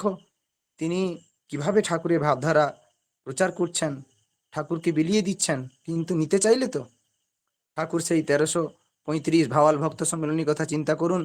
ঠাকুর দুঃখ করে বলছেন আমি যে উদ্দেশ্য নিয়ে এই জগতে এসেছিলাম সেই উদ্দেশ্য পূরণ হচ্ছে না। আমি প্রত্যেক ভক্ত শিষ্যের দ্বারে দ্বারে গিয়ে দেখি আমার জন্য তাদের হৃদয় বন্ধ, আমার করাঘাত তাদের কানে যায় না। এই যদি অবস্থা হয় তাহলে জগতে থেকে কি লাভ? এবং তারপর যারা ভক্তবৃন্দ সেই ভক্ত সম্মেলনীর মঞ্চে উপস্থিত ছিল 15,000 ভক্ত, সেখানে ওরা কাঁদছে। ঠাকুর বলছেন আমি যে উদ্দেশ্য নিয়ে জগতে এসেছিলাম আমি প্রত্যেক গিয়ে ঘুরে দেখলাম আমার জন্য তাদের হৃদয় দ্বার বন্ধ, আমার করাঘাত তাদের কানে যায় না। তাহলে আমাদের সেই সময় যদি এই অবস্থা হয়, আর বর্তমান জগতের কথা চিন্তা করুন, বর্তমান আজ এট প্রেজেন্ট। এবং ঠাকুর বলছেন যে তোরা তো অপূর্ণ, অপূর্ণ হইয়া পূর্ণকে চিনিবি কি রূপে? তোরা অপূর্ণ, চিদানন্দ মহারাজের একটি জীবনী, ওই পুস্তক থেকে, যেটা বিরজানন্দ সরস্বতী মহারাজ এটা প্রবর্তন করেছিলেন, সেখানে ঠাকুরের এই নতুন বাণীটা সংগ্রহ করলাম। ঠাকুর বলছেন, তোরা তো অপূর্ণ, অপূর্ণ হইয়া পূর্ণকে কেমন করে চিনবি? যে শিষ্য গুরু কি, যে শিষ্য গুরু কি জিনিস টের পেয়েছে, সে কুত্তা কা মাফিক তার কাছ মে পড়া रहेगा। মানে কি না, কুকুরের মতন গুরুর কাছে পড়ে থাকবে। এই বাণীটা যতবারই পড়ি ভাবি নিজেকে কত অধম পতিত, ঠাকুরের মানে সেবক হওয়ার বিন্দুমাত্র যোগ্যতা অর্জন করতে পারিনি। ঠাকুরের এই যে কথাগুলো ঠাকুর আমাদের বললেন, এবং ঠাকুর একবার আক্ষেপ করে বলেছিলেন যে আমার কতক ভক্ত আছে, তারা আমাকে মেঘাবৃত সূর্যের ন্যায় আমাকে মেঘাবৃত করিবে, কিন্তু আমার কতক ভক্ত আছে তারা আমাকে মেঘমুক্ত মধ্যাহ্ন সূর্যের ন্যায় প্রকাশ করিবে। তাহলে আমরা কোন শ্রেণীর? আমরা চেষ্টা করব আমরা যাতে দ্বিতীয় শ্রেণীর। এটি খুবই মানে precious and golden line of Thakur Maharaj. Thakur বলছেন, আমার কত ভক্ত আছে তারা আমাকে মেঘাবৃত সূর্যের ন্যায় প্রকাশ করিবে, মানে মেঘাবৃত সূর্যের ন্যায় আমাকে মেঘাবৃত করিবে। মানে কিছু ভক্ত আছে তারা ঠাকুরকে, ঠাকুরের অস্তিত্বকে লোপ করে দেবে, অন্য কিছু নিয়ে হাইলাইটেড করবে, ঠাকুর লক্ষ্য নয়। ঠাকুর বসে আছেন, কিন্তু আমরা যদি অন্যদিকে লক্ষ্য দিই তাহলে তো নয়। এবং তারপরে ঠাকুর বললেন, আমার কতক ভক্ত আছে তারা আমাকে মেঘমুক্ত মধ্যাহ্ন সূর্যের ন্যায় প্রকাশ করিবে। আমাদের কর্তব্য এইটা। আমরা যতদিন এই শরীরে থাকবো, এই দেহ ধারণ করে থাকবো, আমাদের ঠাকুর যে এই উপদেশটা দিয়ে গেলেন, আমরা কিছু না পারি কিন্তু যতটুকু পারি ঠাকুরের জন্য আমরা ঠাকুরকে প্রকাশ করব। কেমন না, মধ্যাহ্ন সূর্যের ন্যায় আমরা ঠাকুরকে প্রকাশ করব। চিদানন্দ মহারাজ সুরেন্দ্র মোহন দাশগুপ্তকে যে চিঠিটা লিখেছিলেন যখন ঠাকুর মহারাজের দেহত্যাগ হলো, তারপরে তো ওনাকে ফোর্স করা হয়েছিল যে তুমি, যেহেতু তিনি তখন ঠাকুরের শুদ্ধ আধার 4টা সার্টিফিকেট পেয়েছেন চিদানন্দ মহারাজ, তুই আমার সাধন বৃক্ষের শ্রেষ্ঠ ফল, আমার তোর গুরুভক্তি দেখলে, ঠাকুর বলেছেন যে চিদানন্দের গুরুভক্তি দেখলে আমার ঈর্ষা হয়। তারপরে বলছেন, এ বেটা 4 জন্ম ধরে আমার পিছনে ঘুরে বেড়াচ্ছে, আমার সাধন বৃক্ষের শ্রেষ্ঠ ফল। এমন এবং যে চিদানন্দকে জানে না সে আমাকে জানে না। এবং সেই চিদানন্দ মহারাজকে তখন অনেকে বলেছিল, যেহেতু শুদ্ধ আধার তুমি দীক্ষা দাও, কিন্তু তিনি তো বলছেন আমি যতক্ষণ না পর্যন্ত ঠাকুরের কাছ থেকে পারমিশন পাচ্ছি আমি গুরুগিরি করতে পারবো না। সেই সময়ে তিনি সুরেন্দ্র মোহন দাশগুপ্তকে একটি আক্ষেপের চিঠি লিখেছিলেন। সেই চিঠিটি থেকেই আমি এই বাণীটা সংগ্রহ করেছিলাম। তো সেখানে ঠাকুর এই গুরুত্বপূর্ণ কথাটি বলছেন। তো আমাদের কর্তব্য, ঠাকুর আমাদের আচরণে, আমাদের ব্যবহারের দ্বারা ঠাকুর যাতে বিন্দুমাত্র ক্ষুব্ধ না হন। শেষ বাণী বলেই আমার এই ক্ষুদ্র বক্তব্য শেষ করব। ঠাকুর বলছেন, আমাকে যারা প্রকৃত বিশ্বাস করো, আমার অবর্তমানে কিংবা অন্তর্ধানে, তারা কখনো কর্তব্য বিমূঢ় হতে পারবে না। এই আমার নিশ্চিত বিশ্বাস। তোমাদের যাকে দিয়ে আমি যে আশা পোষণ করি, তোমরা আমার সেই আশাকে পূরণ করবার দরুন আপ্রাণ চেষ্টা করো। আমি তোমাদের যাকে যেরূপ ভাবি, তোমরা যদি তার অন্যথা আচরণ করো, তাহলে আমার প্রাণে নিদারুণ কষ্ট হবে। তোমরাই আমার অন্তর্নিহিত ইচ্ছাকে, আদর্শকে রূপ দিবে। তা না করে যদি তোমরাই আমার আদর্শকে ক্ষুণ্ণ করো, তাহলে আমি জগতের যে কোনো স্থানেই থাকি না কেন, আমার দুঃখের পরিসীমা থাকিবে না। ঠাকুরের যে আশা ছিল, সেই আশাকে আমরা আমাদের নিজেদের যোগ্যতার মতো যে যতটুকু পারি আমরা ঠাকুরের জন্য, ঠাকুরকে সন্তুষ্ট করার কর্ম করব। এবং ঠাকুর তো বলেইছেন, ঠাকুরকে প্রশ্ন করা ছিল, ঠাকুর কে সর্বাগ্রে ভগবত কৃপা প্রাপ্তির অধিকারী, যার অন্য কোনো সাধন ভজনের প্রয়োজন হয় না? ঠাকুর বলেছেন যে যদি প্রশ্ন করা হয় যে কে সর্বাগ্রে ভগবত কৃপা প্রাপ্তির অধিকারী, যার অন্য কোনো সাধন ভজনের প্রয়োজন হয় না, ঠাকুর বলেছেন কে সর্বাগ্রে ভগবত কৃপা প্রাপ্তির অধিকারী, যার অন্য কোনো সাধন ভজনের প্রয়োজন নেই? কে সে? না, ঠাকুর বলছেন যে আত্মবলি দিয়া পরের সুখ বিধান করিতে পারে, সেই সর্বাগ্রে ভগবত কৃপা প্রাপ্তির অধিকারী। তাহলে আমরা ঠাকুরের কৃপা পাবো কি করে? আমাদের অন্য কোনো সাধন ভজনের প্রয়োজন নেই বলে ঠাকুর বলেছেন। এবং আমরা ঠাকুরের কৃপা পেতে পারি কিভাবে? ঠাকুর বলছেন আত্মবলি দিয়া যে পরের সুখ বিধান করিতে পারে, সেই হচ্ছে সর্বাগ্রে ভগবত কৃপা প্রাপ্তির অধিকারী। আমাদের কাজ এইটাই, আমরা নিজেদেরকে বলি দিয়ে পরের সুখ বিধানের কর্ম করব, এটাই হচ্ছে আমাদের কর্তব্য। যাই হোক, ভুল ত্রুটি হলে ঠাকুরের চরণে গঙ্গাজলি গঙ্গা পূজার ন্যায় আমার এই ক্ষুদ্র বক্তব্য শেষ করলাম। সর্বে ভবন্তু সুখিনঃ, সর্বে সন্তু নিরাময়া, সর্বে ভদ্রাণি পশ্যন্তু, মা কশ্চিৎ দুঃখং ভবেৎ। জয় গুরু, জয় গুরু, জয় গুরু। জয় গুরু। ଭାଇଙ୍କ ସହିତ ଆମର ଗୋଟେ ଅପୂର୍ବ ସଂଯୋଗରେ ଇଏ ହେଇଥିଲା। ଭାଇ ପ୍ରାୟ ମାନେ ଉତ୍କଳୀୟ ଭାବଧାରା ପ୍ରତି ଏତେ ଆକୃଷ୍ଟ ହେଇଥିଲେ, ଏତେ ଠାକୁରଙ୍କ ଭାବଧାରା ପ୍ରତି ହେଇଥିଲେ, ଆମ ଓଡିଶାରୁ ଗୋଟେ ବସ୍ତା ବହି ଭାଇଙ୍କ ପାଇଁ ଅର୍ଡର ହେଇଥିଲା। ଭାଇ ତାକୁ ଆମେ ତାକୁ ପାର୍ସଲ କରିଥିଲୁ, ଭାଇ ତାକୁ ନେଇ ପଢିଥିଲେ। ଏବେ ମଧ୍ୟ ଯୋଉ ବହି ଆମର ନୂତନ ଭାବରେ ପ୍ରକାଶିତ ହୁଏ, ସର୍ବପ୍ରଥମେ ସେ ଯୋଗାଯୋଗ କରି ବହିତକ ନେବେ। ତାଙ୍କର ଏଇ ଶାସ୍ତ୍ର ପାଠ ପ୍ରତି ବା ଠାକୁରଙ୍କ ବିଷୟ ଜାଣିବା ପ୍ରତି ବହୁତ ଅନୁସନ୍ଧିତ। ଆଉ ଯାହା ହଉ ଠାକୁର ତାଙ୍କ ଆଶୀର୍ବାଦ କରନ୍ତୁ, ତାଙ୍କର ଆଧ୍ୟାତ୍ମିକ ଜୀବନ, ତାଙ୍କ ସେବକ ଜୀବନ ସୁଷ୍ଠୁ ଭାବରେ ପରିଚାଳିତ ହଉ, ଏତିକି ଆମେ ଠାକୁରଙ୍କ ପ୍ରତି ପ୍ରାର୍ଥନା ଜଣେଇବା। ଆଉ ବିଶେଷ କିଛି କହିବାର ନାହିଁ। ସମୟ ଅତିକ୍ରାନ୍ତ, ଠାକୁରଙ୍କୁ 8ଟା ଯାଏଁ ସମୟ ଦିଆଯାଇଥିଲା, 8ଟା 6 ହେଲାଣି, ଅଲରେଡି ଆମେ 6 ମିନିଟ୍ ଲେଟ୍ ହେଲାଣି। ଆଉ ଅନ୍ୟ କିଛି ନ କହି ଠାକୁରଙ୍କ ଚରଣରେ ସମସ୍ତ ବିଷୟକୁ ସମର୍ପଣ କରି ମୋର ବକ୍ତବ୍ୟକୁ ଶୁଣି କରୁଛି। ନିମନ୍ତ୍ରଣ ଆଉ ଗୋଟେ ସୂଚନା ଅଛି ସମସ୍ତଙ୍କ ପ୍ରତି। ଆମର ଠାକୁର ମହାରାଜ ସତ୍ୟଯୁଗର ଉତ୍ପତ୍ତି ତିଥିରେ ଅକ୍ଷୟ ତୃତୀୟାରେ ଆସାମ ମଙ୍ଗେ ସାରସ୍ୱତ ମଠ ପ୍ରତିଷ୍ଠା କରିଥିଲେ। ପ୍ରଥମେ ଶାନ୍ତି ଆଶ୍ରମ ପ୍ରତିଷ୍ଠା କଲେ ସେଇ ଅକ୍ଷୟ ତୃତୀୟା ତିଥିରେ, ତାପରେ ଆସାମରେ, ତାପରେ ଢାକା ଗେଣ୍ଡାରିଆକୁ ଆସିଲା, ଆଶ୍ରମ ସିଫ୍ଟ ହେଲା, ତାପରେ ସେଠୁ ଶିବସାଗର ଜିଲ୍ଲା ଅନ୍ତର୍ଗତ ଉକିଳାଙ୍କ ମଠ, ଯୋଉଠାରେ ବର୍ତ୍ତମାନ ମଠ ଅବସ୍ଥିତ ରହିଛି। ଠାକୁର ଯେତେବେଳେ ସେଇ ମଠ ପ୍ରତିଷ୍ଠା କଲେ, ସେଇଠି ଠାକୁର କହିଲେ, ତୁମେ ମାନେ ଜାଣି ରଖ, ମୁଁ ତୁମମାନଙ୍କ ହୃତ୍ପିଣ୍ଡ ଛିନ୍ନ କରି ଏହି ମଠର ଜଗତଗୁରୁ ଆସନ ପ୍ରତିଷ୍ଠା କଲି। ସାରସ୍ୱତ ମଠ ସ୍ୱାମୀ ସ୍ୱରୂପାନନ୍ଦରେ ଲେଖା ଅଛି। ତେଣୁ ଆଉ ଠାକୁର ସେଇ ମଠ ପ୍ରତି ଲକ୍ଷ୍ୟ କରି କହିଛନ୍ତି, ଏଇ ମଠ ହେଉଛି ମୋର ଜୀବନ ବ୍ୟାପୀ ସାଧନାର ଫଳ। ଜୀବନ ବ୍ୟାପୀ ସାଧନାର ଅର୍ଥ, ସେ ଠାକୁର ଏଇ ଜଗତକୁ ଆସିଥିଲେ ଜୀବ ଉଦ୍ଧାର ପାଇଁକି। ଠାକୁର ଏ ଜଗତକୁ ଆସିଛନ୍ତି ଆମମାନଙ୍କୁ ଉଦ୍ଧାର କରିବା ପାଇଁକି, ଏବଂ ସେ ଉଦ୍ଧାରର ଗୋଟେ ମାଧ୍ୟମ ବା ଗୋଟେ କ୍ରିୟାଶୀଳ ରୂପ ହଉଛି ସାରସ୍ୱତ ମଠ।